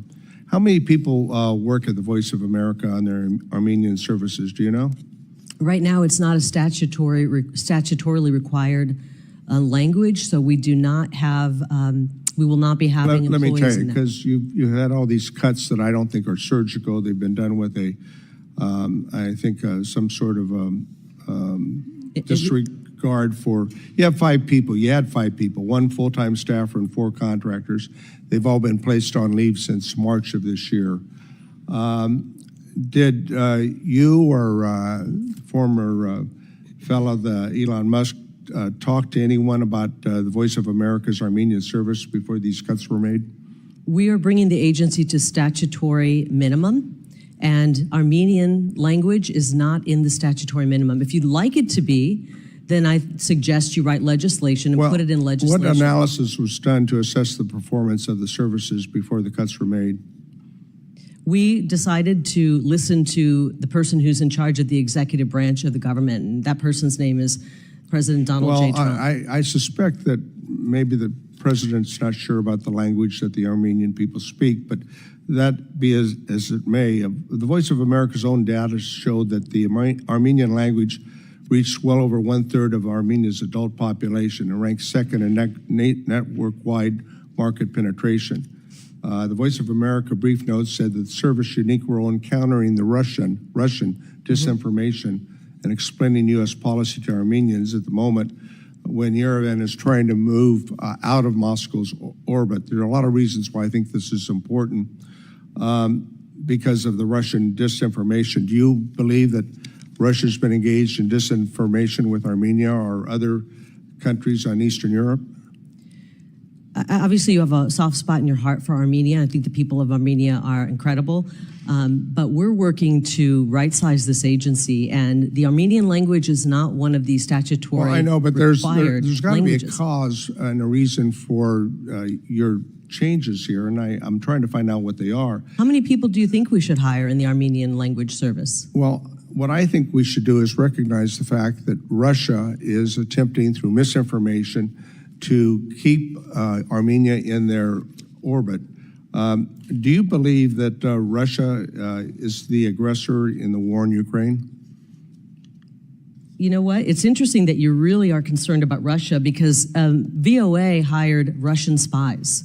And I think that I didn't hear any complaints coming from you that I recall. I asked you a question. Do you believe Russia is an adversary of the United States? I think they are one of our adversaries, yes. Okay, and What I why love would about we of this undercut our president is he's trying to bring strategy the and world interest by together. dismissing staff who are countering Russian propaganda to potential partners of the United States? I mean, the reason is the focus today is on Iran. Okay, tomorrow it could be Armenia. Tomorrow it could be Armenia. And I think that when you put the Voice of America's Persian service on leave only to call them back after when Israel and we started trading missile strikes, isn't that a tacit admission that there were need for people to be on duty to provide that information, the voice of Iran? I've worked in newsrooms. You surge on stories when you need to surge. We have always had the Farsi language as one of our statutory languages, and we've been covering it. Well, my and when a time's story expired, breaks, Ms. you bring Lake, more people on. I think that you've got to look more carefully at how you reorganize this effort, and more to be determined. Okay, thank you. Gentleman's time has expired. With that, Ms. Lake, I will be recognizing myself. I recently held a subcommittee hearing on the State Department's censorship industrial complex, which was previously in the business of silencing American voices overseas and at home. Thanks to a thorough investigation and review by Congress and the Foreign Affairs Committee previously and President Trump's leadership, that bureau is no more. Building off of that work here today, you've spoken extensively about the importance of telling America's story and standing up to censorship. In your view, what should be the mission of the U.S. Agency for Global Media going forward? Moreover, how can we ensure its position to effectively promote American values and counter propaganda from authoritarian regimes like the Chinese Communist Party? Well, we definitely need to bring some huge changes to this agency. I believe that the agency should be eliminated, and then we should pull out the things that are of value. And VOA, Office of Cuba Broadcasting, we need to look at what works. And what works is telling America's story abroad. What doesn't work is being anti-American, telling the CCP propaganda abroad on our airwaves. And we need to modernize. I don't think doing 1990s television is effective anymore. People just aren't, that's not where they're getting their information. What do you think some of the most important stories and tenets about America that need to be told that haven't been getting told? I think that just the history of this country and what this country is about, our freedoms, our liberties, our Bill of Rights. Maybe the founding of our country. The founding of our country, yeah. And especially this year with 250 years. That would seem to me a pretty big story to tell. I mean, that seems like one of the things that's something that the rest of the world's going to pay attention to. And one of the things that's statutorily required is to talk about all 50 states, including the beautiful parts of our country, all 50 states and tourism. Those are things that are actually in the statute. By that, I'm sure you mean Michigan. But Michigan's beautiful. One of my favorite states. I'm a Midwesterner. I was born there. I was born in the Midwest. So we haven't been doing that, and we're trying to do what's statutorily required. Unfortunately, they've gotten into the habit of hiring foreigners to tell America's story. Yeah. And if you were born in another country, you don't know our history, you don't know our culture, in many cases you don't know our language, how do you effectively tell America's story? That's the right question to be asking, and now we're looking for that solution of how to do that. I think there's growing consensus that America needs to do more to push back against authoritarian propaganda and censorship around the world, particularly from communist China, but other places as well.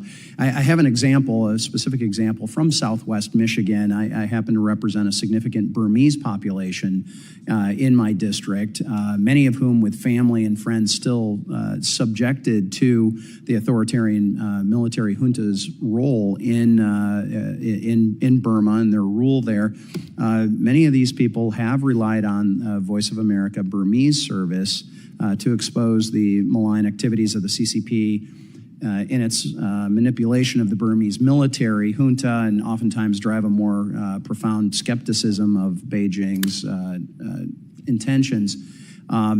We were just having a dialogue with my colleague about the statutory languages and that kind of thing. Would it make sense to have flexibility to say, okay, let's surge in an area? You were talking about a newsroom surges to where the information is.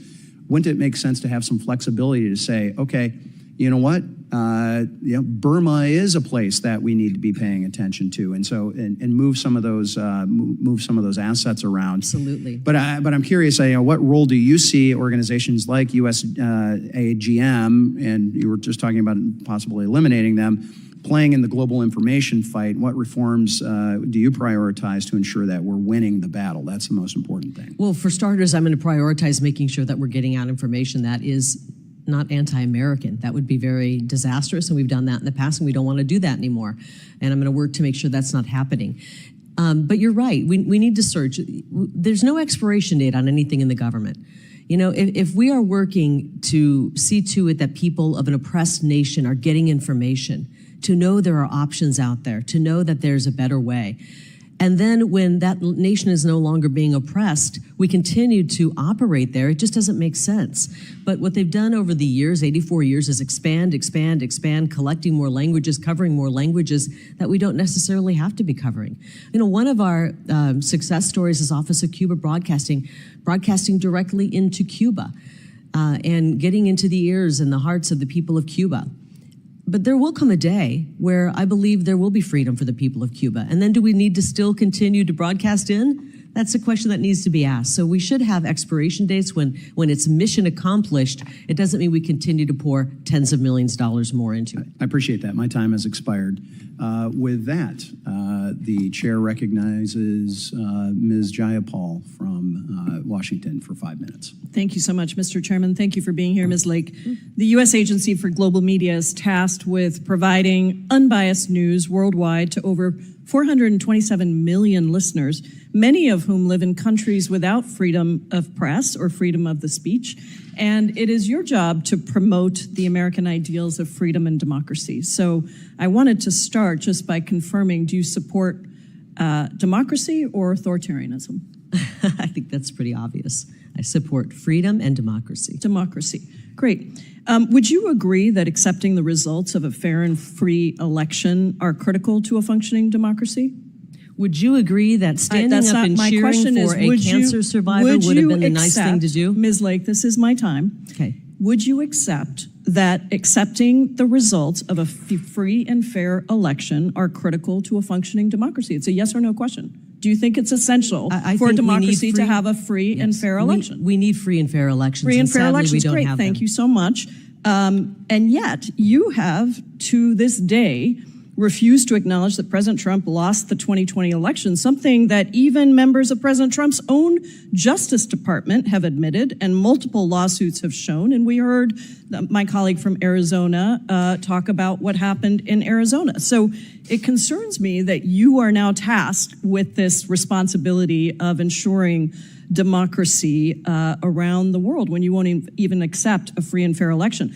I'm also concerned by your ability to promote the American ideals of freedom and democracy, given your record defending and praising dictators. Let's look at Hungary. You previously stated that Hungary is, quote, doing it right, and that Hungarian Prime Minister Viktor Orban was, quote, the greatest in America, greatest in caps, and, quote, and equal to President Trump. Do you stand by those statements? I think that Viktor Orban has done a very good job at protecting his people and protecting the Hungarian culture. And so, I think Ms. Lake, if you ask people in Europe, other parts of Europe, the question here is very simple. They would be wishing that their leaders stood up for their people. Is Viktor Orban the greatest in Europe? Yes or no? I think he's done the best job in Europe, yes. Okay, and so even Secretary Rubio acknowledged in a 2019 letter that under Orban, Hungary took a downward democratic trajectory, and yet you insist that Hungary is doing it right. I want to cover some of the policies that Mr. Orban is responsible for. Would you consider banning LGBTQ pride parades like Viktor Orban has done in Hungary as doing it right, recognizing that pride parades are protected under the First Amendment? What does this have to do with the U.S. Agency for Global Media? I'm asking you whether you support the policies of dictators and authoritarians or whether you support democracy. You have said that Viktor Orban is the greatest in Europe. So do you think that Viktor Orban is doing it right when he bans pride parades? I think Viktor Orban has put the people of his country first. So the answer is yes, you think it's appropriate that he's banning pride parades and using facial recognition technology to actually profile people that go to those parades. How about the fact that Orban and his party control 80% of Hungary's media market. Are we here talking about Hungary? Yes, we are, because guess what? Your agency actually is responsible for other countries Hungary and is an unbiased ally. Can I news. remind you that Hungary is an ally of America? Oh, and so you think that it's okay that Viktor Orban, the greatest in Europe, according to you, controls 80% of Hungary's media market? Is that level, free, and fair reporting? I don't. You obviously don't like our ally Hungary. I think that I'm the asking people have you voted if for him, you and the think people of that it's Hungary will decide. appropriate. Ms. Lake, it is my time. I'm asking you if it is appropriate that a country, Viktor Orban's government, controls 80% of Hungary's media market. It's just a yes or a no. Do you think that's okay? Think he's the greatest of all I don't time? have an opinion on what Viktor Orban is doing in Hungary. It's not up for Other debate. than I It's know a he puts his fact people that has been first. documented by numerous organizations. who? Now, Can you not tell me only where that have you fact come supported, from? not only Where have did you that supported, fact come excuse from, me, Ms. Lake, Representative? I'm sorry to remind you, you are not a governor. You're not even a candidate for governor. You're here, and this is my time. Not only have you supported dictators that have supported policies that erode democracy, you also spread claims promoted by Russian state media that the Pentagon was funding bioweapon labs in Ukraine. These claims have been proven resoundingly false, even by Secretary of State Marco Rubio. Do you still stand by that prior Look, statement, Ms. Lake? I know that many members of Congress care more about Do funding you Ukraine stand than by that statement, order? which is clearly a lie? I know that you are voted. responsible for an agency that is supposed to promote truth, and yet, over and over again, you are promoting dictators and authoritarians and lies. So I am asking you if you stand by the statement that you made that was promoted by Russian state media that the Pentagon was funding bioweapon labs in Ukraine. Proven false by Marco Rubio. Do you stand by that statement? I understand you're trying to get a fundraising video here. Okay, So well, let me you help clearly make- don't let me understand that remind you me are that- actually here before Congress. Mr. Chairman, I just want to say you had that more than enough time. I gave you a few extra I seconds, understand, and your time and has expired. unfortunately, and I now recognize Representative Ms. Lake Davidson. is not responding Can to I the have questions. just 1 second to respond? Because who is going to be speaking Representative next? Davidson is next. Oh, may I have just 1 second to respond to that? Obviously, from some of the questions we're hearing from the Democrats, they care more about a lot of other countries than America. And we've seen that in their votes, with the money they voted just to spend in Ukraine, killing people. Thankfully, we have a president in Donald J. Trump who's going to help bring peace. Maybe we could have regular order, Mr. Chairman? Seems pretty regular to me. Representative Davidson is recognized. Thank you, Chairman. Thanks for having this hearing. Ms. Lake, I want to let you know that Voice of America is just such an important part of Ohio's history. In Westchester, Ohio, we have Voice of America Park, and it recognizes the Voice of America Bethany Relay Station, which served as a key anchor to get the message that Voice of America was broadcasting, whether to Europe or South America, and Crosley Broadcasting's there. So I'd invite you and your team to come to Westchester, Ohio at some point and tour the museum, highlight the history of the Voice of America. Of Ohio. I think the values that Voice of America, put into action, really, and made known, America's values, are part of the story of victory in the Cold War. And in Munich earlier this year, Vice President Vance gave a speech expressing his fear that in Europe, these freedoms are under attack. The things that we fought to protect Europe from, we now see, speaking of sanctuary, we have people claiming asylum from the UK, from Germany, and from Poland in Hungary today. Mm-hmm. So they are protecting civil liberties for people that are being put in jail for memes in places like Germany and England. So, looking at widespread censorship online, you look at the values that seem under attack by the digital regulation in the European Union. Voice of America can still play an important role in the world. So unfortunately, we've seen our institutions that help defend democracy being wielded in some ways to undermine it, even within various administrations. So I think your reshaping of this institution is incredibly important. Unfortunately, revelations from Voice of America show the U.S. is not immune from actions to shape speech. a new iron curtain is falling over the West under the guise of censorship. If you have unapproved views on migration, vaccines, or election results, or any number of things, your freedoms can be taken away because the woke religion has its own heresy code. People are seeking to use components of our own government to enforce their political ideology. So, Ms. Lake, can you expand further on the bias which has GM has operated over the years?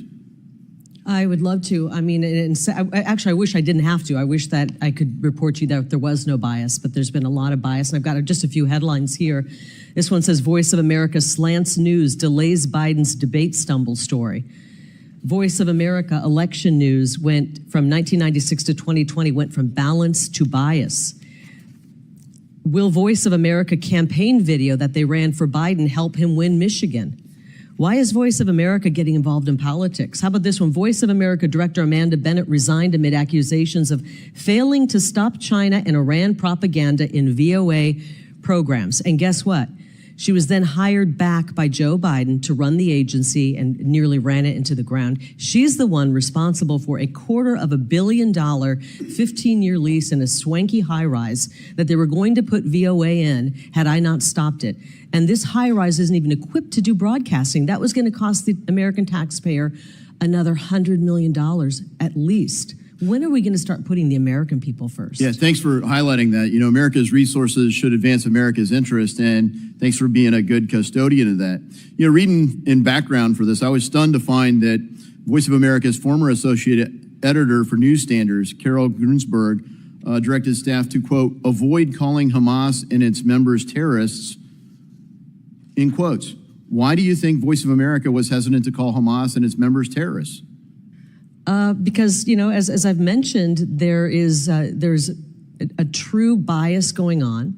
They're pushing an agenda, and they, in many cases, are opposed to whatever the policy of America is.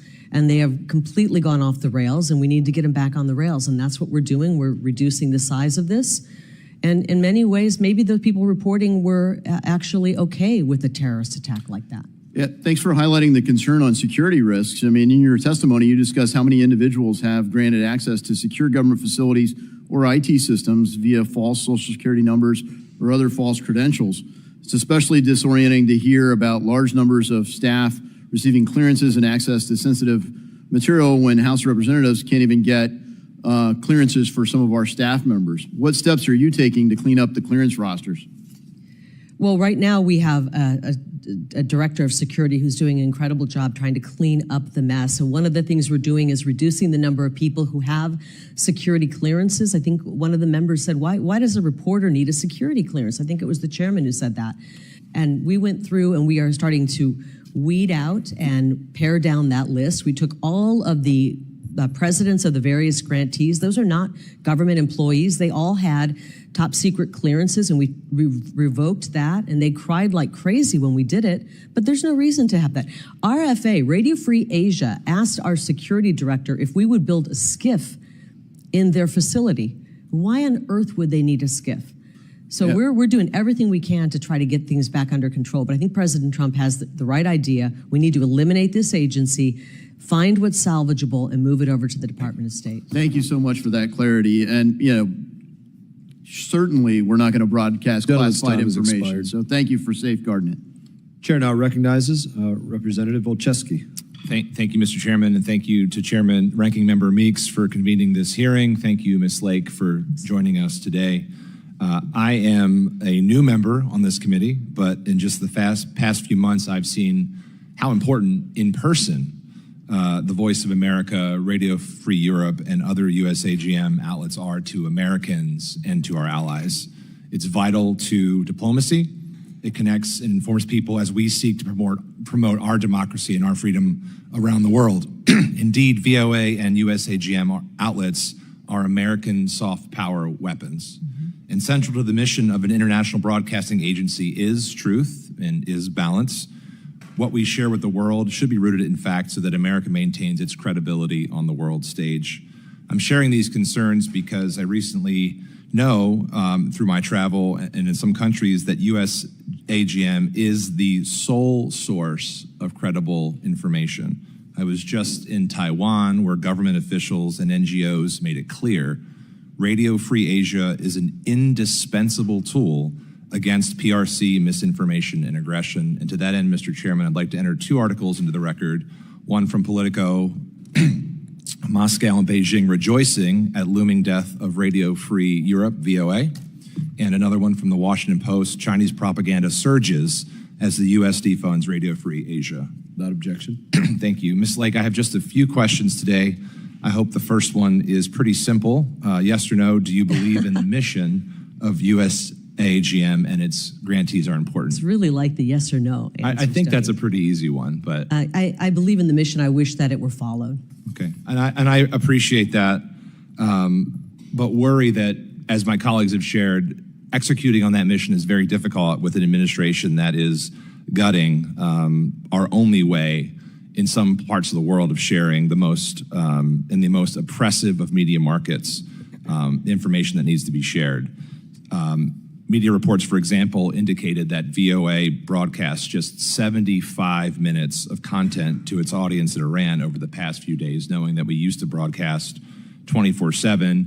And I know that you mentioned that there's not a huge audience, but it's come to my attention that VOA's Persian audience has actually doubled in the past 4 years. As of June 2023, in the middle of that growth, it was measured that the outlet was covering almost 16% of all adult Iranians. So I just would say, as we're facing a very unsettled world, I think having information is really important.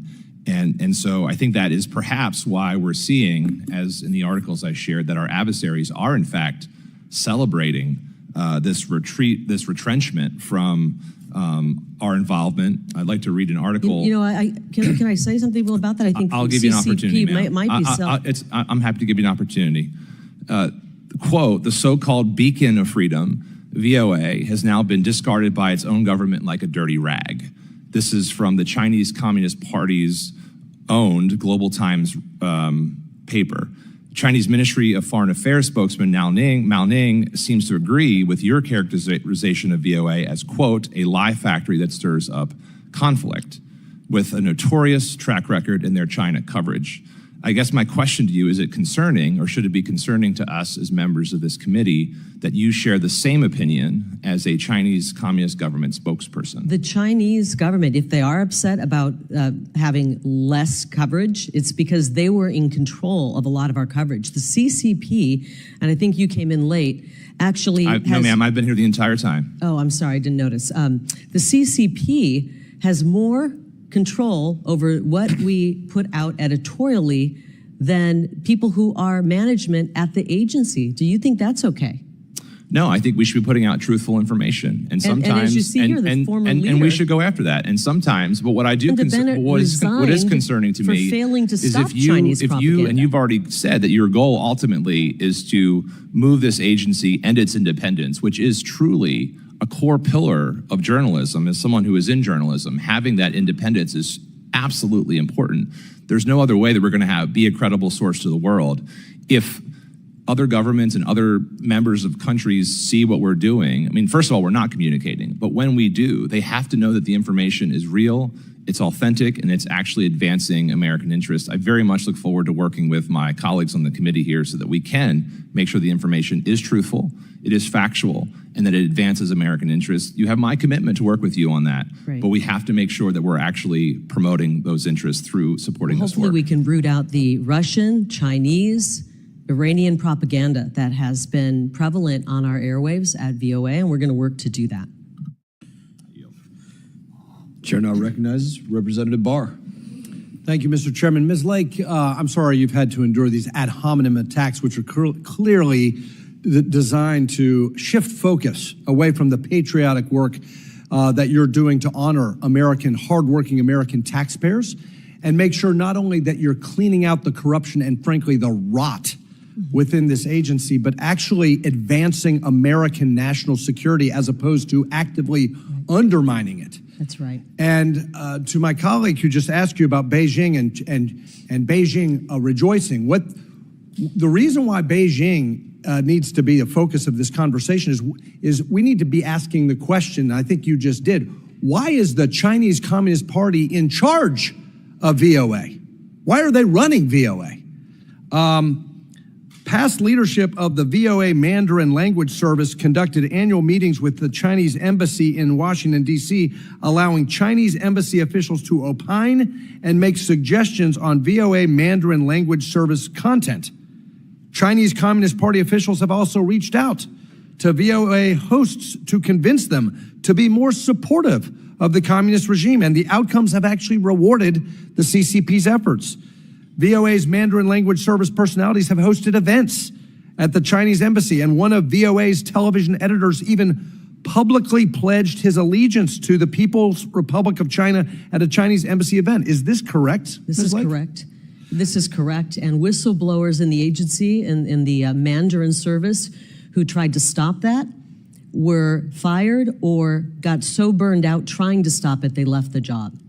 So VOA also allowed communist Vietnamese and communist Chinese embassies in Washington, D.C. to pressure them into removing videos, cutting short live interviews, or changing story angles so that the coverage was more supportive of the communist governments of Hanoi and Beijing.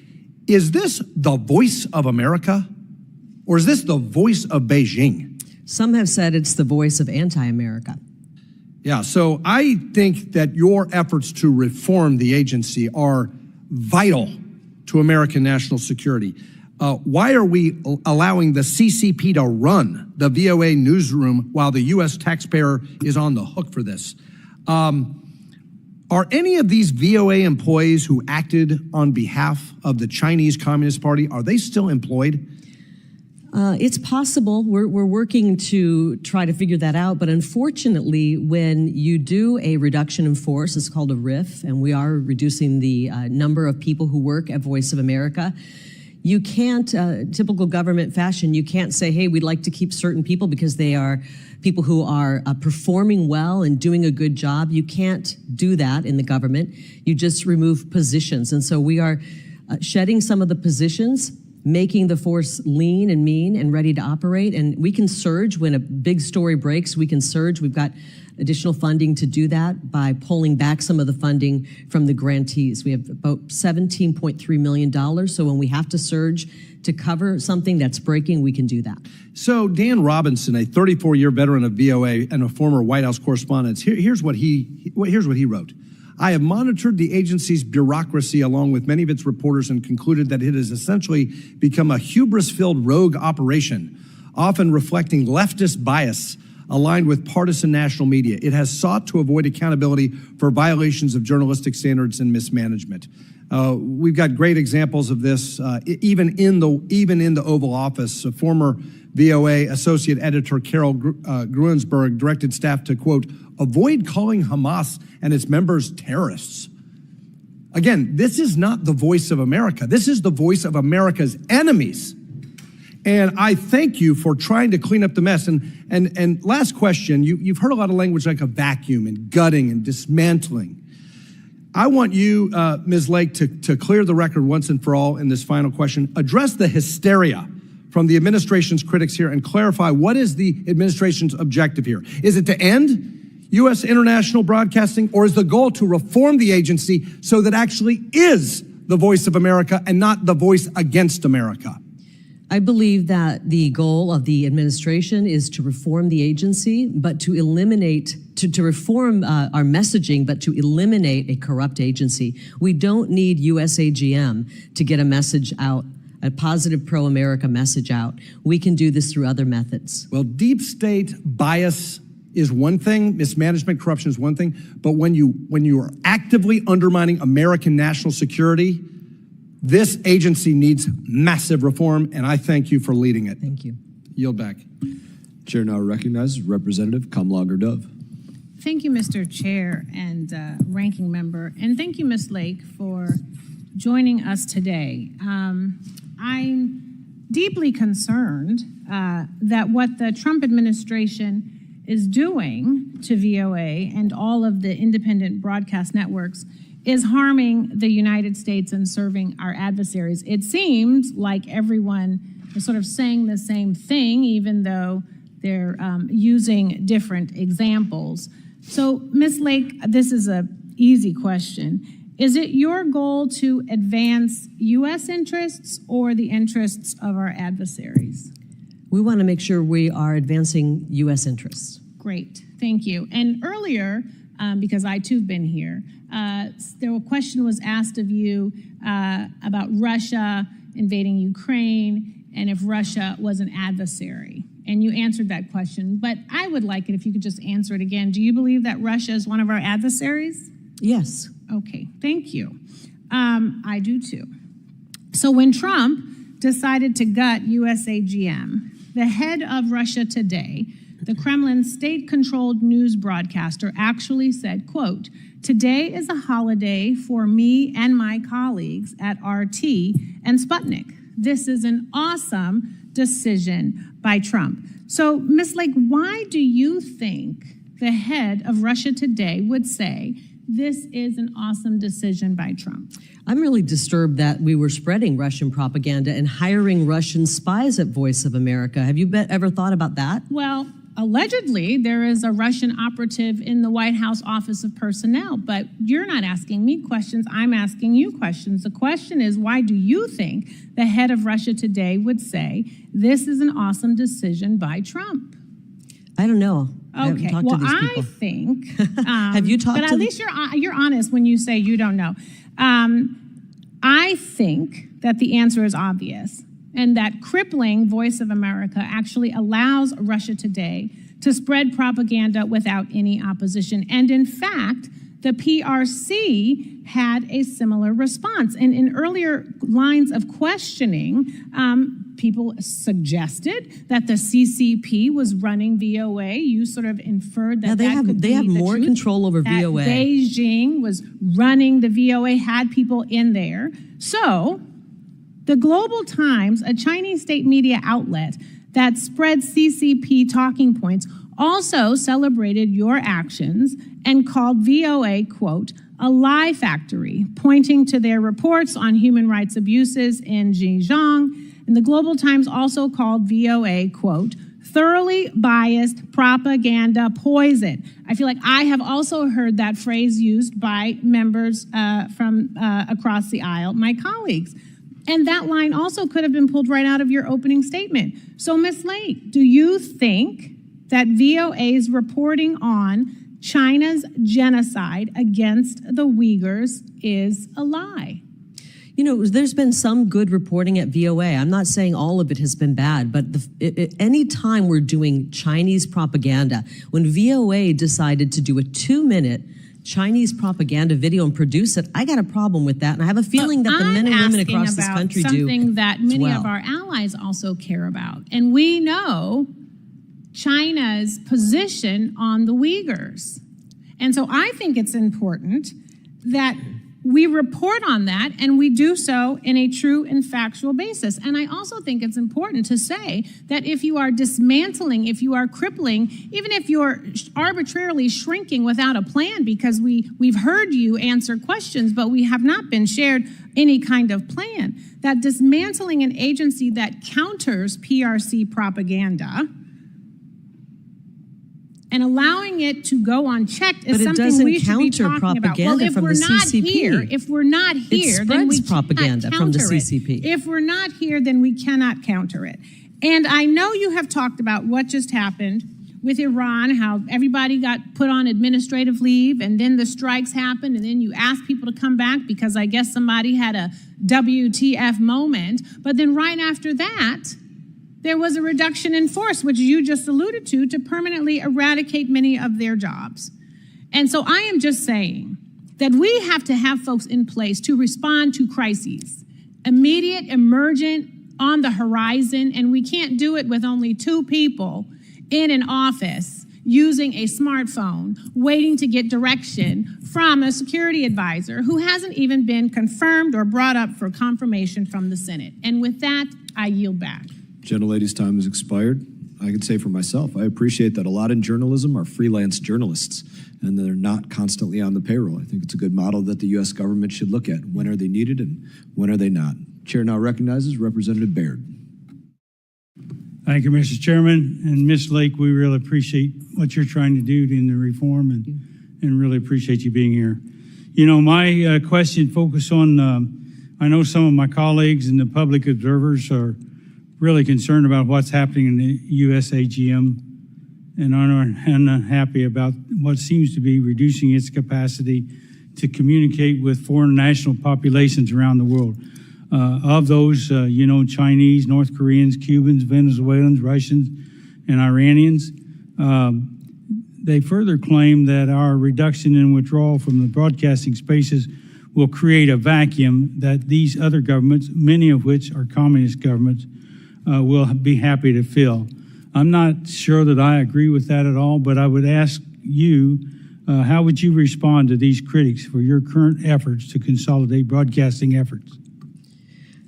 We can't continue to spend money the way we have in the federal government. There have to be ways that we can reduce the spending. And President Trump has determined that this is an agency that we can reduce the spending. We don't need to be broadcasting in all of these languages. We need to be more nimble and focus on areas where the U.S. government and where the United States needs to get a message out to people. And I think we can do a better job at it when we're nimble and smaller. And we have proof of that because our Persian team that came to work when the bombs dropped on Saturday and the president did his address, we sprung into action, we got the message out, and they said, in a way, it was easier to do that because it wasn't such a big group. I understand that, and that makes it more nimble, and you said that in earlier comments, and so that's very much appreciated.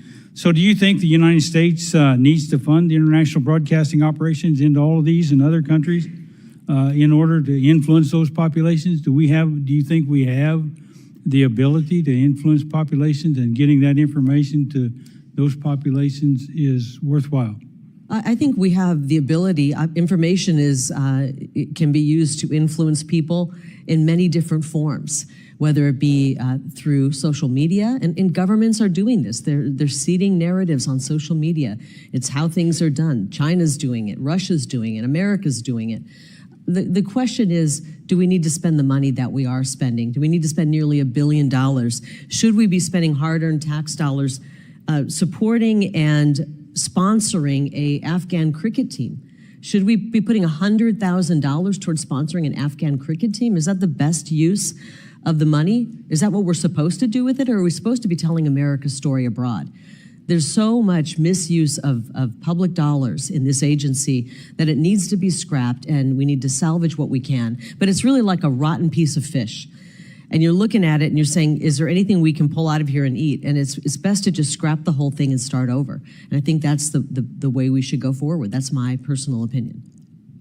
You know, you touched on something that's dear to my heart. I never forget in the actions that I take here that someone back home is working hard to pay the taxes, to put the light bill on, and to make sure we have an office like this. And then we need to have the responsibility to oversight to make sure those dollars that are going to other countries and other places are being used efficiently and effectively. And so I really admire your approach to that. One last question. What do you really think? You know, I've heard you mention social media and some of these other aspects. What do you think is our best way forward? Do we focus more on social media, or do we, how's our best way forward for trying to communicate? You know, different countries have different ways and different access to different things, but social media is becoming stronger all the time. So what's your opinion of that situation? I think we have to move further away from, like I said, doing 1990s style television. I mean, you know, you look at President Trump communicates with the world with a simple tweet. And it's very effective, and hundreds of millions of people hear what he has to say. Joe Rogan, a one-man show, reaches hundreds of millions of people. We don't need thousands of people to tell America's story. People are telling America's story on social media. We can do it, as I said, in a more nimble way and focus on ways that we're telling it appropriately. And right now, as I said, the pro-Iranian regime coverage that's come out of this, the pro-CCP coverage that's come out of Voice of America. This thing has gotten very rotten, and we've had pro-Russian coverage coming out. We've hired Russian spies. Radio Free Europe nearly hired 20 Russian spies. If not for being tipped off, they would have had 20 Russian spies working in that outlet. And God only knows what kind of damage they could have done. These things are a waste of money. They're spending money like there's no tomorrow. Salaries are out of control. The president of RFE makes more than $320,000, I believe, and then you add all the other leadership in these various grantees. This is a hard-earned taxpayer dollar. And I think about the people who are working hard and barely make ends meet. I think about the overnight truck driver who's doing the overnight shift. I think about the teacher who's working hard and barely has time to come home and spend time with their own kids. I think about the farmer in Iowa who's working long hours and having to pay the government tax dollars. And it's going toward, for God's sakes, a cricket team in Afghanistan, and it's going to hire spies. This is outrageous, and it's got to stop. And thank God for President Trump for having the courage to say. My time's up, and so I'll yield back. Chair now recognizes Representative Amo. Thank you, Mr. Chairman. Thank you, Ms. Lake, for being here. Since its founding to counter Nazi propaganda during World War II, Voice of America has been a beacon of free information in repressive countries. Voice of America's parent agency, the U.S. Agency for Global Media, or USAGM, has provided access to the free press and information in over 50 languages around the world through radio, television, and internet programs. These programs, as you know, are often the only reliable news sources free from malign government, foreign government influence. The programs promote free thought, democratic values, and American credibility while countering authoritarian propaganda and disinformation. However, under your leadership, Ms. Lake, USAGM has been shattered. At the direction of President Trump, you cut programs, slashed funding, and tried to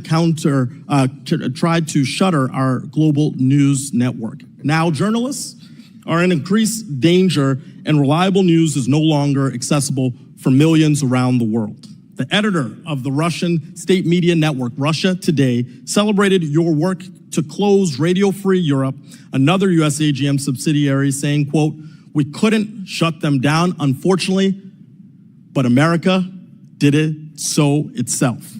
If our adversaries are cheering this decision, why make it in the first place? Why, after decades of successful work and experts celebrating the effectiveness of these programs, would you end them? Why would you side with our adversaries who spread disinformation by removing respected programs that counter their propaganda?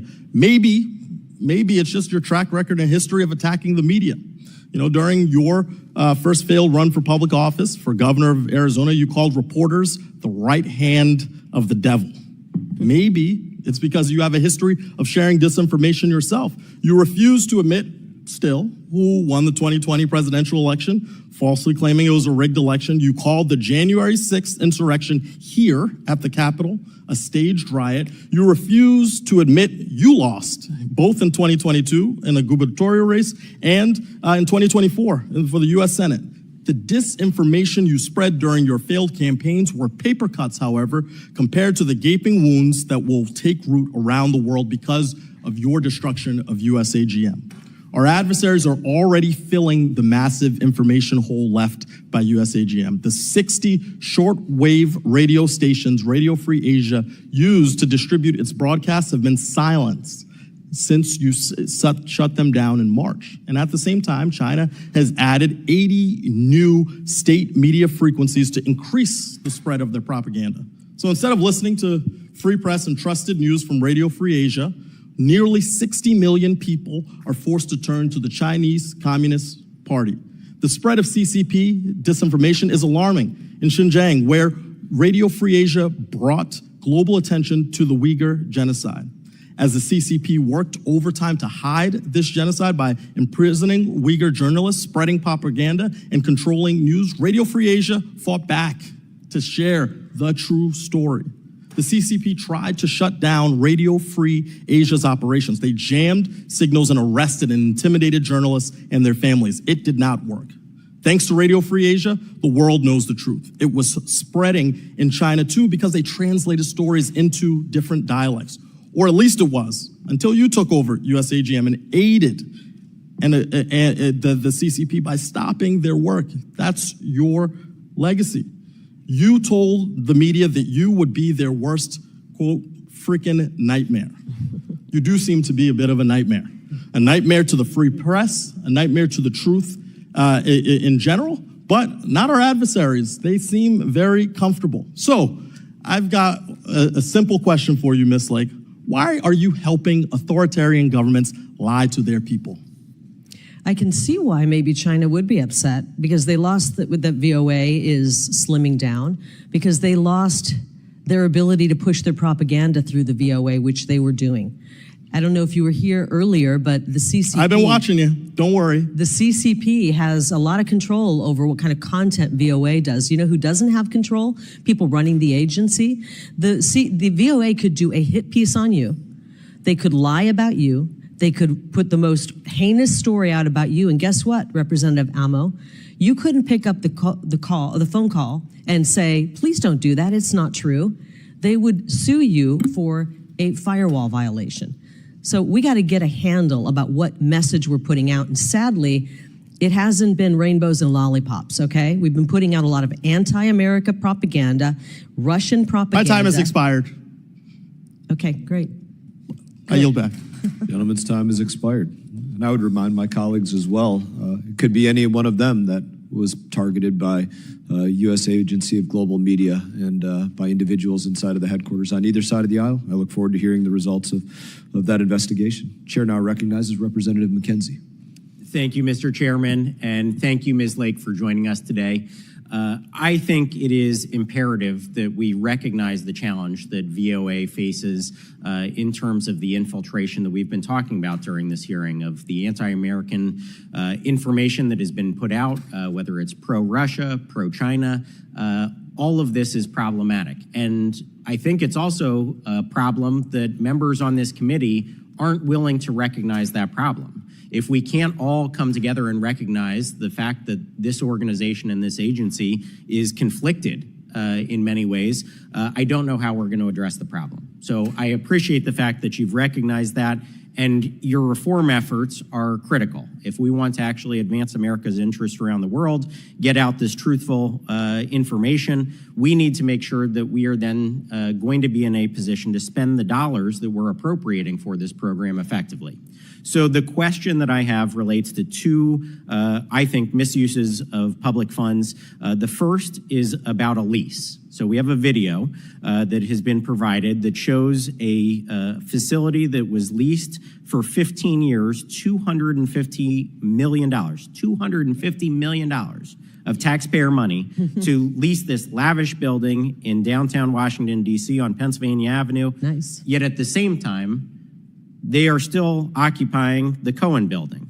So tell me about this new lease and what we know about it at this point. Well, their plan was to take this operation and move it into this building, $250 million boondoggle that Amanda Bennett, the former CEO under Joe Biden's administration, the former CEO of USAGM, signed in this lease right before, in the fall, right before the election, to make the American taxpayers pay for this gorgeous facility. Have you ever seen a federal facility this beautiful, by the way? And there you go. You got waterfalls, you've got Italian marble, glass, and they were going to move everybody over into this building. One slight problem, it's not set up or equipped to do any broadcasting. And this is a broadcasting agency. So we canceled that. We canceled that and tore up the lease and said we're not going to pay for that lease. Thank you for doing that, because that is just a shocking misuse of federal funds. And if we do want to actually carry out the good work that VOA possibly could do, we need to make sure that American tax dollars are being spent appropriately and not on wasteful leases like this one. So appreciate your effort to cancel that lease. The second thing that I would like to talk about is relating to some really egregious settlements that were carried out previously for former employees of the agency. And you referenced it in your opening testimony. So I would like to hear a little bit more about this. Again, it sounds like a misuse of federal funds. And if you could share some more information on that. I think a lot of DC lawyers figured out a quick way to make money is to sue this agency. This agency will roll over and pay off any settlement. As a matter of fact, one of our former attorneys at the agency, upon seeing how many settlements were made there, said that she's never seen so many large settlements go out in any agency. I have in this binder 19 settlements. We only picked the big ones, over $250,000 settlements. 19 $250,000 settlements were made out of USAGM in the last 5 years. A couple of them were for folks, a man named David Kligerman, who used to work for the agency. Now he works, I believe, over at Middle East Broadcasting. He left the agency after the McGuire-Woods report came out showing misspending, abuse of the agency, abuse of the federal tax dollar. And then he came back when Biden and put Amanda Bennett in, hired him back, and paid him a $650,000 settlement. His attorneys made a fortune as well. I think they figured out that they've got a compliant legal office at USAGM that will settle anything. All you got to do is sue the agency, and they'll throw tons of money your way. And that's another way they've pilfered tax dollars of the American people. Well, I appreciate your work to highlight the waste and misuse from the last administration. When our country is trillions of dollars in debt, running multi-trillion-dollar deficits every single year, we have to be good stewards of taxpayer dollars. It's finally time to do that. I'm glad this administration is taking on that effort, attacking waste and abuse of federal funds like I just talked about here. And if we actually want to get back to the mission of promoting American interests around the world, we need to do that with the tax dollars that we have available. And so these reform efforts that we're talking about today are so critically important. And I, again, want to thank you for our efforts and work with you hand in hand as we actually get back to the critical missions that this agency could provide for America and American interests around the world. Thank you, and I yield back. Chair now recognizes Representative Titus. Thank you, Mr. Chairman. Before I get to my questions, I'd just like for the record to show that the U.S. AGM reported to Congress that that so-called swanky building that you just saw pictures of would actually save the taxpayers $150 million. So let's be sure we get our facts straight as we try to Can I respond to that? grandstand with pictures. No, Can I respond to have that? some other questions for you. Thank you. Ms. Lake, do you agree that the U.S. Agency for Global Media should be a reliable and authoritative news source? Yes, and unfortunately it hasn't been. Well, I'm glad you say that because it's really not a matter of opinion, it's a matter of law. The law requires the agency to provide news which is consistently reliable and authoritative, accurate, objective, and comprehensive. Now, you criticize the agency as not doing that, but others think that the agency was doing that up until the time that Donald Trump took office. We broadcast news to hundreds of millions of people around the world and provided a crucial counterweight to the propaganda that was coming from our adversaries. Then President Trump decided to dismantle it, USAGM, with your help and all its networks. But in my view, the most ludicrous and concerning thing that has been done was to direct the agency to engage One America News to provide content for Voice of America and your other broadcasters. So I'd like to ask you, do you think UAN, One America News, is a reliable and authoritarian news source as the law requires? I think they do a better job than most news outlets. They cover America. Well, let's look at some of the things that they've said, and you tell me that if you really And by the way, it was not my idea to do that. It was under your direction and from your president, who you have said is so wonderful. I'm surprised you're not wearing a MAGA hat here today. But nonetheless, the Office of Cuba Broadcasting requested that we bring that in. I can keep talking over you forever, but let's look at some of the things that the OAN did, which it was given the contract, and they're doing it, whether it's from you or from the president that you admire so. They said the leadership there told its reporters to, and I'm quoting, minimize coverage of Russian aggression. Now, do you think that's reliable and authoritative and better than other news agencies to minimize coverage of Russian aggression? I'm not making the rundown of what airs on One America's Voice, but they have to cover, or One American News rather, they have to cover what is of interest to them and to their viewers. But they're the ones who now have the contract to put out the news to all these different agencies that are under your direction. Shouldn't you be aware of what kind of news they're putting out? I don't tell them what to put on the air at Voice of America because of an editorial firewall. Apparently, the CCP has more say in what goes over the air. Oh, I think at that's Voice being a of little America. ridiculous. I don't think China's over here telling OAN what they can cover. I don't think China told them to minimize their coverage of Russian aggression. Talk to some of the whistleblowers. Here's something else. Let me ask you if you think this is a good coverage. Their programming for the agency, they were told also minimize coverage of the Pope because he has been making comments about climate change and advocating action. You think that's good coverage, not to cover the Pope? You think that's reliable and authoritative? It's not my decision on what is airing on OAN. You're in charge. I'm not in charge of OAN. You got the contract with these people, so it seems like it's your decision. Here's something else. The reports say that OAN instructed its employees to report only on good polls for Donald Trump. Only on good polls, and they perpetuated the lie that Donald Trump won the 2020 election. That's the news that we're putting out to the rest of the world under your leadership. They were one of the only outlets that had the courage to cover elections. Oh, please. You're going to say we're going to only cover good polls for Trump and still continue to say that the 2020 election was rigged, and that's the news we're putting out to the rest of the world, and that's the ones who have the contract. Let me see if I can pull the phone number for the person who runs OAN, and you can have a conversation about the content. I would hope you have the phone number. You're the one who's I'm worried about the content on Voice of America. If you're worried about the content, that has then been why aren't you supportive worried of our about what these adversaries? people are saying? They're supposed to be under the law, authoritative, and reliable. And now suddenly, after knowing all these details about the number of spies and what the Chinese are doing, you don't know what OAN is doing, and that's the ones you have the contract with. I find that either... We don't have a contract with them. We have an agreement if we want to air their... an agreement. And I can't believe that. I can't believe you know everything about all these other agreements, but not about the one that's doing the news for us, that's supposed to be reliable and can't cover the Pope, can't cover Russian aggression, which would mean Ukraine, can't cover that the election was legitimate, can't cover any negative polls for the president. I'm shocked. This is just one I yield back. option I yield back. It's the best news I've heard all day. Gentlelady's time has expired. Chair now recognizes Representative Burchett.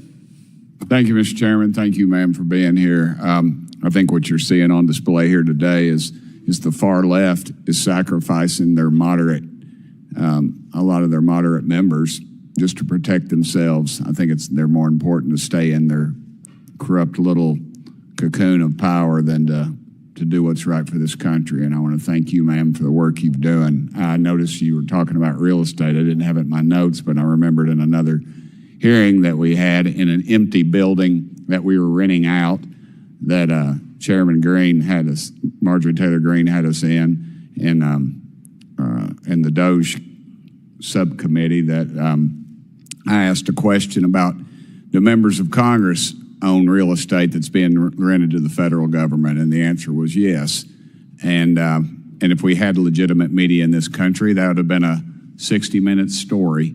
That would have been something that would have been done over and over again. And it's clearly, and they're stealing from all of us, the left, the right, the middle, everyone. And you clearly have a record of going after political hacks, and I salute you for that, ma'am. This town is full of them. Yes, ma'am, it is. And I'm from Tennessee, and we're sick and tired of paying for this garbage, and I want to thank you. Is the U.S. Agency of Global Media absolutely necessary to the function of the United States? No. Okay. To think that we're putting out some radio show in the land of computers and internet, to me, is very antiquated. We might as well be riding a Model T down the middle of the street. Maybe it looks good and it brings back old memories, but dadgum, it's not very efficient. And I see you're more of a efficient. It's a relic. Yes, ma'am, it is. It's a Cold War relic. And I'll ask you another question, a little more direct. There's a lady named Satara Siege. Does she work for the U.S. Agency for Global Media? Do you know? I don't believe she works there anymore. Okay, because in 2017, Ms. Siege was fired from the Voice of America, Persian news network, for lying on her resume, providing federal contracts to her friends, and using tax dollars for personal travel. In 2021, about 8 hours after Biden was sworn in, Ms. Siege was given a job right back at the U.S. Agency for Global Media. And during the last Congress, she and others at the U.S. Agency for Global Media actively worked to discredit a report from the committee by then Chairman McCall, which detailed her actions and included whistleblower complaints stating she and others threatened subordinates at work. Are you aware of any other cases similar to Ms. Siege, ma'am? Yes, a lot of the people that were implicated in that report, the McGuire-Woods report, who pilfered the American taxpayers' dollars and ran a very corrupt agency and were dismissed or left, then came back. And some of them are still holding positions, making hundreds of thousands of dollars at our grantees. This is why we're trying to do an audit of the grantees to find out where the money is going. Nearly $400 million, the hard-earned taxpayer dollars of hardworking American people are going to these grantees, and they've stonewalled us from getting any information until the 11th hour. Finally, last night, knowing I would be sitting here, they finally agreed to say, oh, we'll let you look at our books now. It's a joke, what's going on. And the joke is going to end, and we're going to bring some accountability to this agency because the people of this country are sick and tired of the crap going on in Washington, D.C. They're sick and tired of their money being spent in a way where it's not only being wasted, but where we're putting out Russian propaganda, where we're putting out CCP propaganda on Voice of America. This is a boondoggle, and it's an assault on the American people. If I ever write a book, the title of it will be Compromised, because that's what this dadgum town is, ma'am. It is crooked as a dog's leg, and I'm glad you're doing something about it. Do you agree anyone who acts like Ms. Siege should be shown the door? Absolutely, and we are showing people the door. And I thank you for that. I come from a family of strong women. My mama flew an airplane during the Second World War. My little girl is, I got her a little late. I married her mama. She was a widow and adopted her. And she is a strong young lady. Shares her birthday with the president, just turned 18. And I hope one day she aspires to kick the hornet's nest like you've just done, ma'am, because it's a pleasure to have you where you're at. And thank you so much. And I appreciate you having to put up with all this crazy nonsense, but we got a country to save, and I hope you keep doing it. That's right. That's right. Thank you, ma'am. And you know, they've sued us. They've tried to stop us. They want to stop President Trump from making America great again. These same people who refuse to stand up and cheer for a 13-year-old boy who's battling cancer. These same people who stood on the floor of Congress and waved the Ukrainian flag after pouring $60 billion more into a war to kill more people when they wouldn't put a penny on our border. And they let our country be overrun with criminals coming into our country who are raping and killing young people and taking their lives. And now they want to try to fight President Trump every day and stop him from deporting people who came here illegally. And they want to continue running Chinese propaganda at Voice of America. I thank your mother for being a hero, for being a veteran. And I know the chairman fought valiantly for our country. She wasn't technically a veteran. I have to clarify that. Her brother died fighting the Nazis while Daddy was off fighting the Japanese, but I'd have to clarify that just because of the fact checkers. But she I think gentleman's time is the expired. gutsy little 17-year-old. We have to move on to the Okay. next round of questioning here. Chair now There's recognizes. a lot of people who are rolling over in their grave right now who did die for this country. That's right. And when they find out that Voice of America is pushing anti-American propaganda, it's unconscionable. Chair now recognizes Representative Dean. Hi, thank you, Mr. Chairman. I've just heard 3 or 4 or 5 members from the other side of the aisle say thank you for bringing reform. You're welcome. No, but let me finish my sentence, please, because that's not what you're bringing. They obviously didn't hear your testimony. They did not read your testimony, and I'll read part of it. And you said it again today. I was sworn in at USAGM on March 3rd, and it became clear in the following weeks, today you said in days, that reform was not possible. They missed your premise. Reform's not possible. You figured that out in days. When asked what review you had done of this very large agency, you had no answer. I do have an answer. Excuse me. This is my time. You'll wait for my questions. You then went on to say, this is filled with a bloated staff who hates America. You have been holding up photographs after photographs, including the image of the President of the United States. I feel like I am suffering through a propaganda war through your testimony. So I can see why the other side of the aisle, which is now not here, was utterly confused and congratulating you for wanting to reform this agency. No, because here's what you said. And I'm a former professor of writing. I'm somebody who is really skeptical of euphemism. You've said over and over again, you just want to reduce it to its statutory minimum. And then you said, and that it will be gone by 2026. You want it gone. The president wants it gone by 2026. I ask unanimous consent to enter onto the record this article. Moscow and Beijing rejoice at the looming death of Radio Free Europe, VOA. I ask unanimous consent. Thank you, Chair. No, that is not for you to speak to. That's what we do here. This article, Chinese propaganda surges as the U.S. defunds Radio Asia. I ask unanimous consent. Our adversaries are delighted with your plan, delighted that you'll be stripping this thing out. And I'm puzzled. My question really today is for Republican members. Think of the vaunted VOA. I have had the opportunity to visit VOA and many of the journalists who have worked at VOA. It is something that this country has been very proud of. And yet in your beginning testimony, you talked about, oh my goodness, USAGM, quote, hires a large number of foreign nationals, including from countries hostile to America, and uses J-1 visas as a shadow jobs and backdoor immigration program. Number one, again, propaganda, misinformation, J-1 visas are non-immigrant visas. Number two, and this is just a question of logic and basic understanding. Think about it.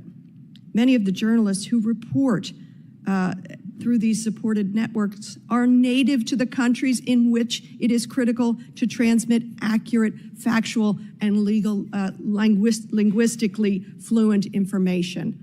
Of course, they should be hired. But you use as though that's a bad thing. Large number of foreign nationals, as though there's some other, as though there's a reason to demonize them. Foreign national journalists who actually understand what's going on. We should hire American. You know what? Voice of America is not only about talking about America, it's about reporting on the world. And millions of people for decades have relied upon it. So for those of you who think this was about reform, it's not. It's about shutting down media. If you really wanted to reform it, if you really thought there were places to change, and I'm sure there are places to improve, then you would have spent more than a few days and come to a more serious conclusion. That's my worry about you in this position. You're just not serious about it. You are a propaganda machine for the Trump administration.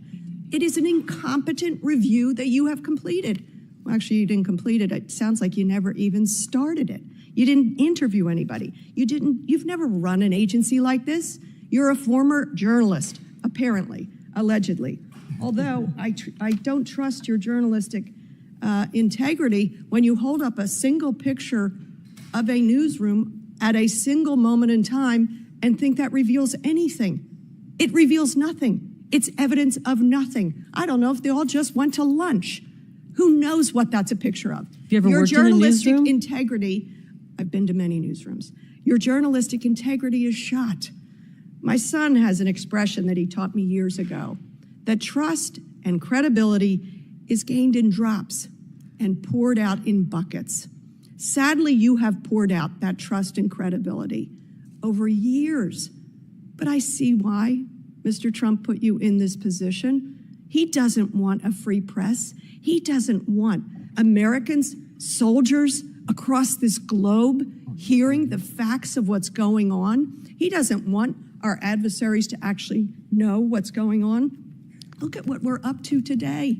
We can't get the facts. We can't even get a briefing on an attack by the United States using our exquisite military expertise from the President of the United States and those who put it forward. We can't get at the facts.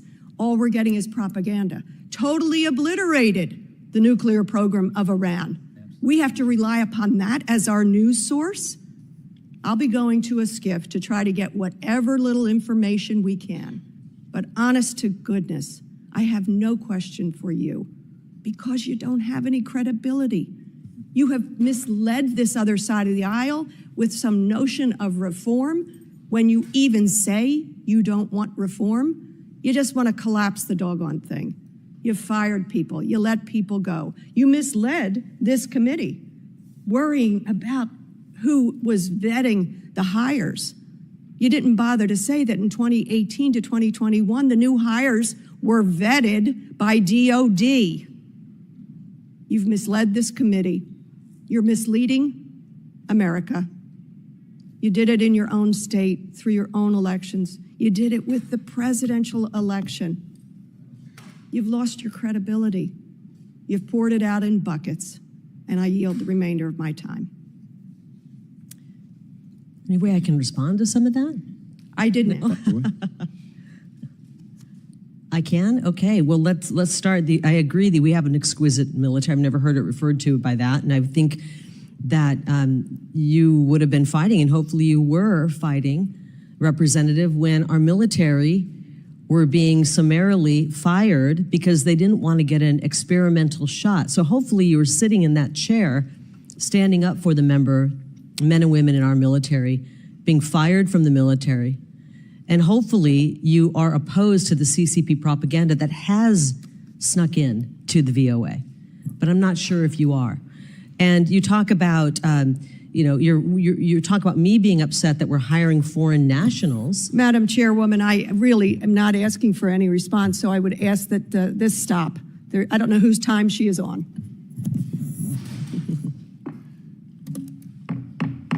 Thank you very much. I now recognize myself to ask questions, and I want to thank the committee chairman, Bast, and ranking member of this committee for holding today's hearing. And I want to thank you, Ms. Lake, for joining us today as we work to reform U.S. AGM to its intended purpose as a national security tool. And I know some of my colleagues have already mentioned this as well, but these past few days, the world has been watching the Israel-Iran conflict. And as Iranian audiences are desperate for critical information, the digital content from VOA's Radio Farda has surged with noteworthy spikes in viewership.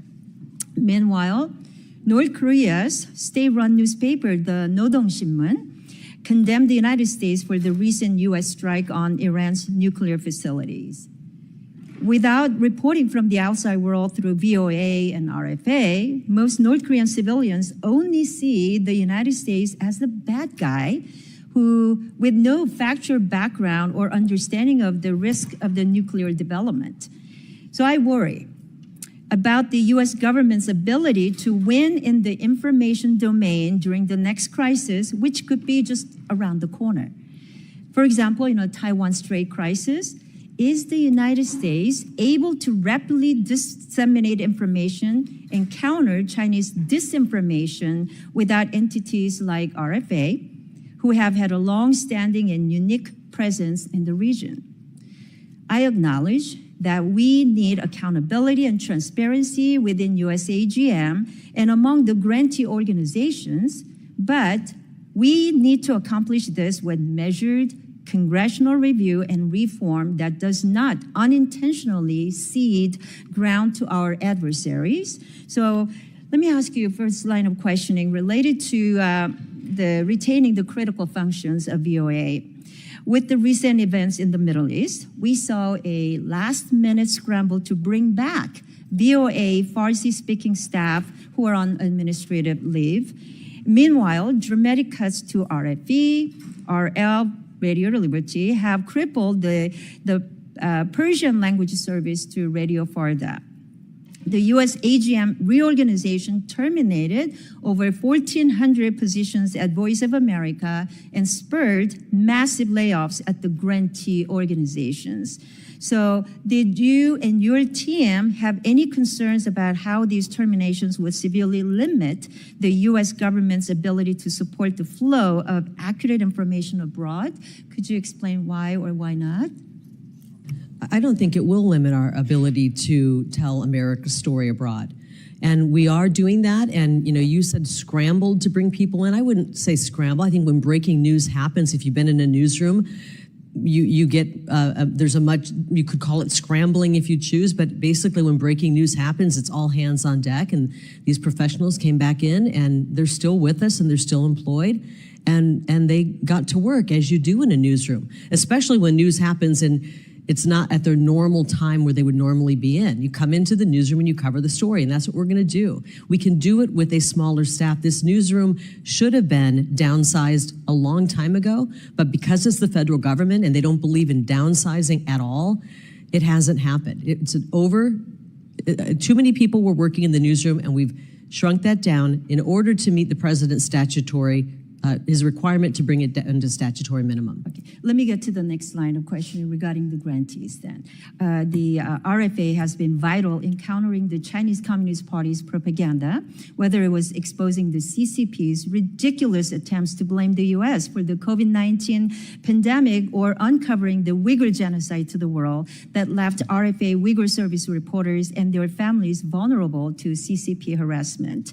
USAGM's journalists have spent decades building credibility and trust with audiences that have grown dramatically in recent decades.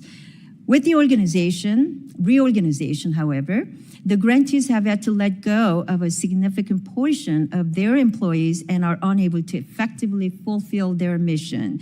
So what strategy can you explain to us do you have in place to ensure we preserve the respective missions, the talents, the functions, and on-the-ground expertise of the grantee organizations? Well, a lot of what the grantees are doing was duplicitous of what we're doing at VOA. Why do we need RFA to be doing a Mandarin news service when we at VOA are doing Mandarin? Why do we need to have taxpayers pay for that? And also, we don't have a grant agreement, a current grant agreement. We're working to get one, and they have not been cooperative. The grant agreement that was in place, that the Biden administration put in place with these folks, had no transparency. And we don't have a current approved financial plan from these grantees either. And then they choose to sue us. They choose to sue us in the middle of this. My understanding, the VOA operation is pretty much gone. No, it's not gone. People there. We're doing what is statutorily required, the statutory minimum. President Trump put forth in his executive order to bring this agency to its statutory minimum functions. And Mandarin happens to be one of those statutorily required languages. And we have a staff, I believe we have about 15 people we will be staffing for our Mandarin coverage. And you mentioned if something were to happen, a big news story were to break, we would surge people over. This is how newsrooms operate.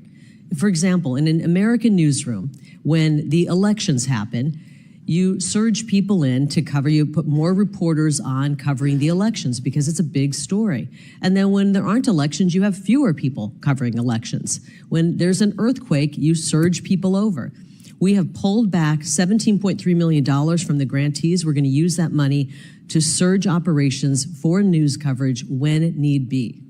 Well, I agree that we have to have efficient operations, but the point that I'm trying to make is that we have let go of journalists that have spent decades building their credibility and trust with our audiences that are listening and relying on RFA, RFE, RL. I just want to make sure that those talents are not eliminated and we are able to bring them back as soon as possible. And again, well, we're paying RFA. We've paid them. I mean, I don't know what they're doing with their money. I do know they're suing us with their money. I'm not sure what they're doing. We're paying RFA, and if they're firing their workers, then that's on them. But this agency spends $950 million. $400 million is going to these grantees. And we paid them. In the interest of time, I know we're way over time. I do want to recognize Mr. Johnson, Rep. Johnson from Texas. Ms. Johnson, I'm sorry. Thank you so much, Madam Chairman. I appreciate the opportunity, Ms. Lake. Hi. So I want to address a couple things that was just recently said. Representative Burchett was trying to imply with his questioning of you that it's just Voice of America is a relic. I just looked it up, and 354 million people listen to it every week.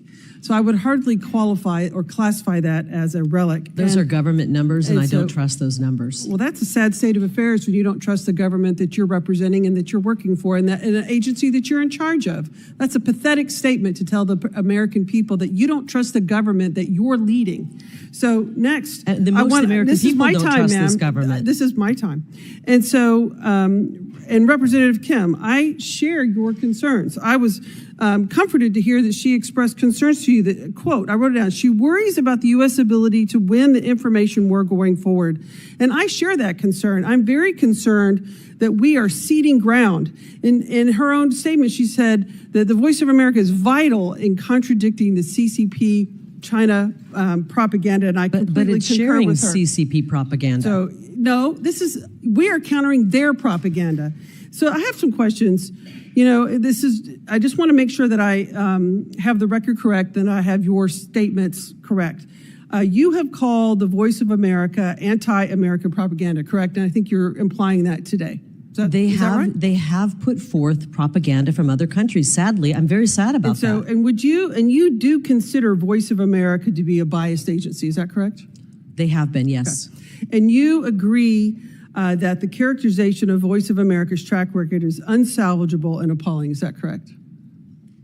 Pardon me? You think that the Voice of America's track record is unsalvageable, correct? I think that this agency, U.S. Agency for Global Media, is unsalvageable, that we can pull parts that are decent and we could work with, and that would be VOA. Yeah, and the thing that's so stunning is that this is an exact set of messaging put out by the Chinese. That VOA is a frontline propaganda tool. VOA is widely recognized as Washington's carefully crafted propaganda machine. This is Chinese propaganda that you are restating you're right. VOA as an is American putting out official. Chinese propaganda. No, excuse me, but that is absolutely outrageous. That what is happening now is that the Trump administration has gone from 71 employees to 2. 71 to 2 of the people running Voice of America in China. That's not true. And now we have a situation where you are essentially parroting the Chinese propaganda. It's for the dismantling of Voice of America. So what do we have? We have the Trump administration cutting all service personnel of this agency. We have the head of the Trump administration who's over this agency parroting Chinese propaganda. And all we are doing is ceding America's critical voice. We are the counterbalance in the world of democracy against China, against North Korea, against Russia, the Americans, the United States government. We are the voice. We are the voice of democracy. We are the voice that the world relies on for accurate information, just as Representative Kim implied in Iran. A member of the opposing party, this is Republican and a Democrat agreeing that the Voice of America is critical, and you are gutting it, dismantling. If you had concerns, why don't you just fire the people who are giving information you don't agree with and hire some others? Why are you just throwing the entire agency out, ceding America's role in the world of information to the Chinese, our enemy of disinformation? You know, we have had multiple hearings of this committee, being very concerned over propaganda and disinformation that the Chinese are propagating in our country and throughout the world. And instead of stepping it up and fighting harder and bringing American might to the fight in the truth of what we believe in, we're saying, take it. You can have it all. We're just going to go away because we don't believe what we're doing anymore. And that is absolutely outrageous. We are ceding all of our soft power in the world to our adversaries because the Trump administration doesn't believe in accurate truth.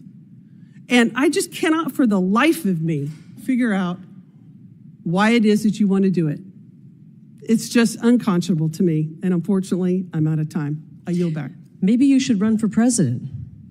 I'm a member of Congress, and I'm very happy where I am. Thank you. Okay. Well, because the president won with an overwhelming mandate, and the president has the right to put forth an executive order, and I have the duty to effectuate that executive order, and I'm roles doing and that. responsibility of oversight as members of Congress, and that is exactly have a what we're doing. And I don't responsibility to the think the American president campaigned taxpayer? to cede all of American propaganda, all of American information to the Chinese. I don't think that is exactly what he Well, ran we're on. gonna I don't stop think the that's what the Chinese American people propaganda voted from being for. aired So on I disagree Voice of with you America. completely.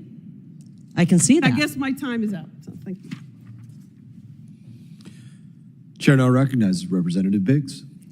Thank you, Mr. Chairman. Mrs. Lake, thank you. I appreciate your testimony. It's become clear that one of our most urgent concerns is how our own taxpayer-funded outlets like USAGM, VOA, OCB, and their grantees appear to be churning out, spreading content that doesn't just look down on America, but actively works against our national security and vital interest. This is a betrayal, and if it's happening, it's not just problematic, but it's a deep-rooted corruption that needs to be exposed and rooted out. In light of this, I have just a few questions. Are you aware of any instances where VOA or its grantees have misled their audience or provided false information? There are a lot of cases where that has happened. I mean, if you just look at the political bias, I would say that you're misleading. I'm gonna throw one case out because people will remember this video, and it was of Robert De Niro, the actor who has really seemed to go off the deep end lately, putting out a rant against the president, and he called them all kinds of things, a dog and awful things. Said he wanted to punch him in the face. That video was played on VOA Ukraine for the audiences in Ukraine to see, to make them believe that that was the sentiment of the American people. When Joe Biden literally failed and practically fell on his face in the debate, when all of a sudden the Democrats realized, okay, we got a problem here, and we're gonna have to acknowledge that Joe Biden has serious cognitive problems, VOA wouldn't even report that. They made it sound like his debate was fine. Only days later did they come in and try to make up ground. You can talk about the October 7th terrorist attack in Israel, refusing to call that a terrorist attack, refusing to call the terrorist who inflicted that kind of carnage on Israel terrorist. I could go on and on, but you look at the waste that they have perpetuated against the American people, the $850,000 spent on a New York concert. Why are we spending money that's meant for putting our American message out on a concert in New York? Why are we doing that? When I first got in, one of the first things that came across my email was a complaint that we had a cross-dressing man reporting in VOA to the Pakistan audience. Why are we putting a cross-dressing man on the air to tell America's story in Pakistan? We got to get things right. This is insane. It's completely out of control. And the chairman said, I can't remember the exact figure. I think he said the iHeartRadio has a budget of about 80 or 90 million. This is a nearly $1 billion budget. And we're putting out, in many cases, schlock, something that's unwatchable, and worse yet, that's un-American, pro-CCP, that is supporting our enemies. It's unconscionable that we would do that. I would agree with that, and so would my district. And moving on, have you encountered any situations where VOA or its grantees have promoted or reported anti-American sentiment? And I think you just touched on that briefly.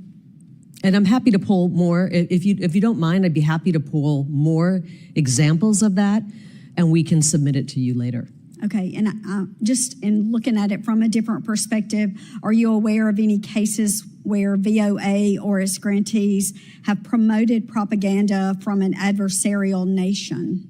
Yes, and I think I've made that clear today. We have CCP influence where literally folks over at the Chinese embassy are telling the folks at VOA how to cover China. That's one example. Those are very concerning. Thank you very much for your response, and I yield back. Chair now recognizes Representative. Ms. Lake, over and over and over again, Russian propagandists tell us you can't trust the VOA. They're a phony organization. They tell a lot of lies. And you are here today repeating that Russia propaganda point. Again and again and again, Chinese government agents tell their people, do not believe the voice of America. They tell lies. And you are here repeating that Chinese propaganda point.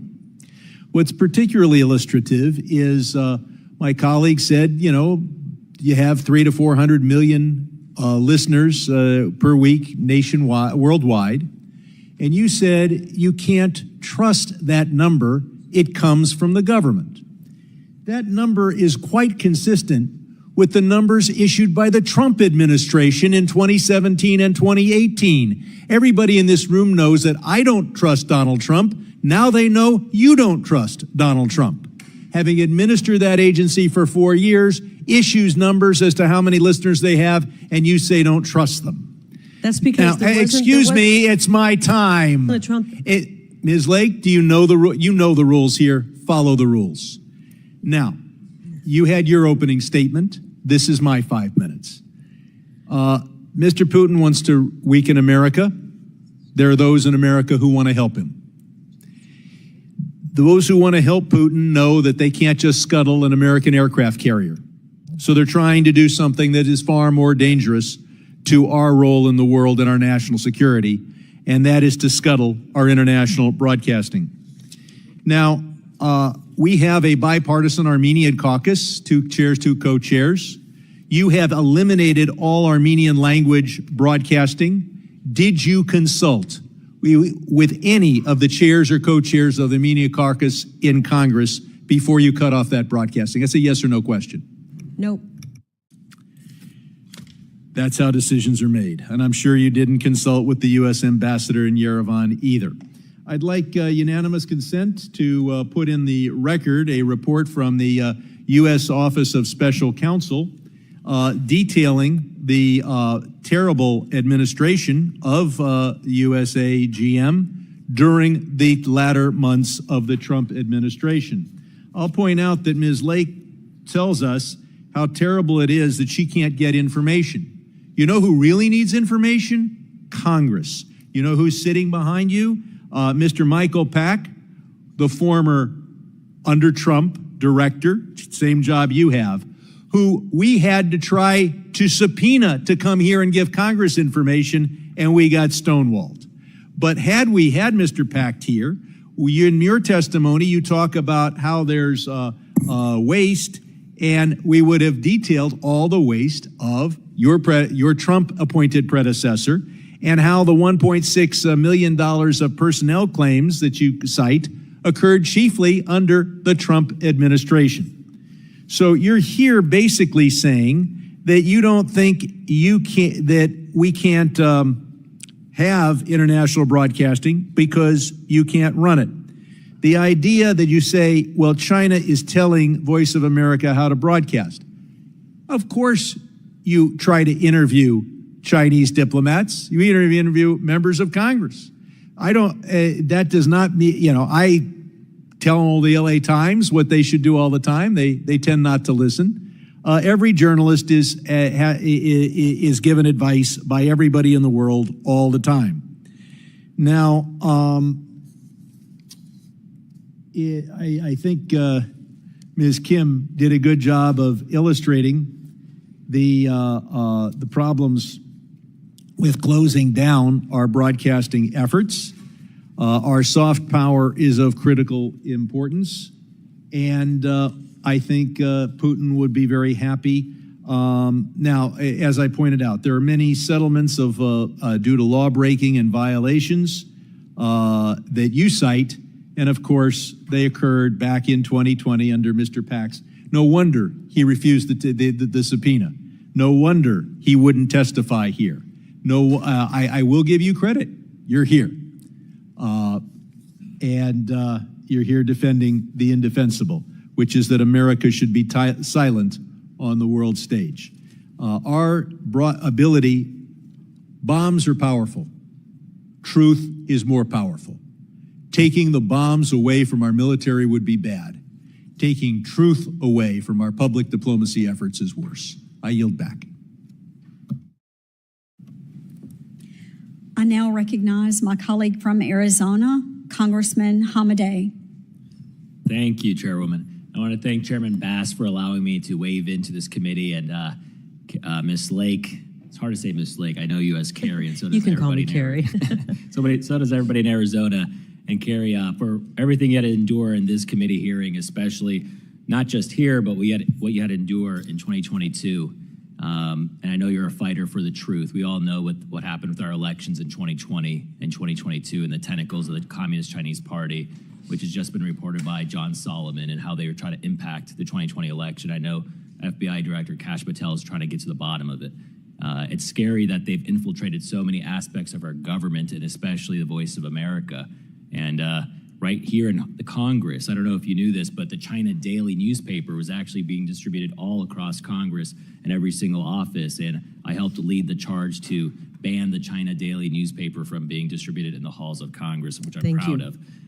But it concerns me that the Chinese have infiltrated the Voice of America, and they were having meetings at the embassy. Can you expand on what access did the Communist Chinese have within Voice of America? Well, they have more say, this is sad, over editorially what VOA and puts out than someone like me, who's been charged with helping to oversee this agency. Because of an editorial firewall, key lead management and leadership at U.S. Agency for Global Media cannot have focus in or tell the folks what they should be covering at Voice of America. Unfortunately, the CCP can. And I read this a little bit earlier, but and I don't know if I should read it again, but they're literally were attending meetings at the Chinese embassy in Washington, D.C. And this is a report that I find rather shocking, and I mentioned it. Starting in the first decade of 2000, the Chinese embassy in Washington, D.C. and the leadership of VOA's Mandarin service began an annual meeting to allow embassy officials to voice their opinions about VOA's content. They even convinced the former leadership during Biden's administration to cut short an interview. They wanted the whole thing canceled. They convinced VOA leadership to cut short an interview with a whistleblower who was critical of the CCP. And this just continues. This is an article that came out, I believe it was in March. VOA's senior executives frequently traveled to China, attending state-sponsored events and meeting with Chinese embassy officials. These meetings weren't casual diplomatic exchanges. They involved soliciting feedback on VOA's programming.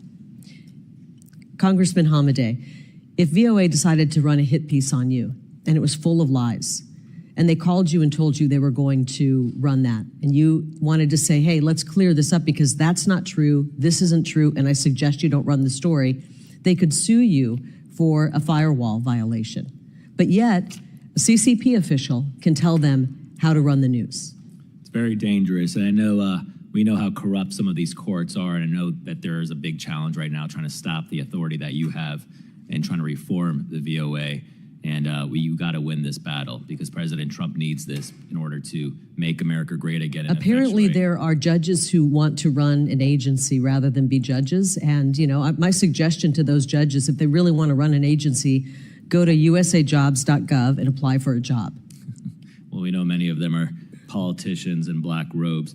Carrie, I want to talk about after President Trump's successful strike on the Iranian nuclear facilities, you put out a post on X that had it translated his speech in Farsi. So you were able to do that with the statutory minimums within the VOA. Yes, we were. We were, and it wasn't a scramble, as many said. It was typical breaking news where you jump in when news happens. And our team, our Persian team, were able to jump in when news broke, when the bombs hit, and we were in place, ready to go when President Trump delivered his historic address.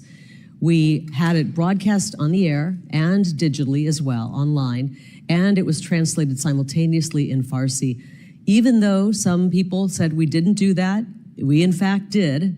There's a lot of lies out there, and unfortunately people, some of the Democrats in this room believe the lies, or they know they're lies and they want to repeat them. But we were live on the air. That is, I think, what I heard from one of the members on our team, the most people saw that tweet than any other tweet that we've ever done on VOA Farsi. Incredible. Well, thank you, Ms. Lake, for being here, and thank you for always fighting for the truth. And in many ways, I wouldn't be here in Congress without your help and your support. So thank you again, Carrie. Thank you. I yield back, Mr. Chairman. Gentleman yields back. I want to thank you, Ms. Lake, for your testimony today. At this point, we're going to do closing statements. I think we covered a lot of ground here today. You spoke about a number of different concerning things, from what's going on with lawfare to foreign nationals being hired and given access and not actually being vetted, to facilities being empty and not used, and individuals that have worked for our adversaries, even though they were supposed to be expressing the sentiments of America. It's sad that it was not bipartisan to bring up those issues, but only to attack you. I do want to give the minority side an opportunity to offer any closing statement, because maybe they want to bring it up now.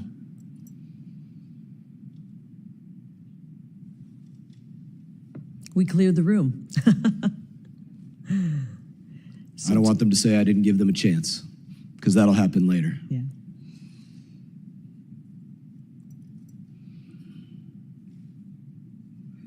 I guess the minority doesn't have anything else that they want to say. Ms. Lake, for my closing statement, I'm going to give you the opportunity to take my time and express any other sentiments that you feel like you didn't have the opportunity to express, any other information that you'd like to put out, and then we'll close down this hearing. Well, I want to thank you, Chairman Mast, for allowing me to come and speak about the Voice of America, U.S. Agency for Global Media. America has an incredible story to tell. Unfortunately, it hasn't been told properly or positively on Voice of America for a long time. And I'd like to see that change. We have so much that we should be telling the world, and we shouldn't be putting CCP propaganda, Russian propaganda, Iranian regime propaganda on our airwaves that the taxpayers are paying for. This is nearly $1 billion agency. We know for a fact money is being wasted. We know that the content going out is not supportive of this great country. Yet the great people of this country are being forced to pay for it. And thankfully, President Trump has come into office and said, I want to make sure we scale back this out-of-control bloat in the federal bureaucracy. And I don't take pleasure in people losing their jobs, but I will tell you, in the media landscape, the trends have been newsrooms are getting smaller. We don't need as many people. Where it used to take a team of 6 or 7 to get a story out in a live shot, one person can do that now. I mean, I mentioned Joe Rogan. He reaches hundreds of millions of people with each of his podcasts, and he doesn't have a staff of 1,100 or 1,200 people doing that. Unfortunately, in the government, they don't like the word modernize, and they haven't modernized in this agency. 15,000 people in media have lost their jobs in 2024. 15,000 broadcast media employees lost their jobs due to downsizing. We can't continue to operate at the level that we're continuing at. And President Trump has asked us to bring this agency down to its statutory minimum, and he's calling for eliminating the agency starting in the fiscal year 2026, which begins in October. And I'm going to work to effectuate that. You know, I could be selfish and say, I don't want to end an agency because I'm working in it. I'm happy to do what the president has asked us to do. We need to start scaling back some of the waste. And I do think it's wasteful to spend money at an agency that's supposed to be telling America's story that is not telling America's story. I'm going to do everything in my power to make sure that we stop running CCP propaganda, that we start putting the true story of America forward as much as I can in the coming months. So thank you so much for giving us an opportunity. And I wanted to be respectful to everybody. Unfortunately, I didn't think that some of the questions really came forth to prod and find out what's happening and how we can make it better. But hopefully I was able to provide some answers. We appreciate your testimony today. And I would simply add to that, we can accomplish today with any one given phone what it used to take a team of people to do, a camera person with a tripod and a 20-pound camera and a reporter and somebody holding a microphone and a news truck to broadcast that. Any one of us and any individual across the globe can now conduct that with something that most of us carry in our pocket. That's the difference in the world today as to just a decade ago. That's right. In that, I would say this, pursuant to committee rules, all members may have 5 legislative days to submit statements, questions, and extraneous materials for the record, subject to length limitations. Without objection, this committee stands adjourned.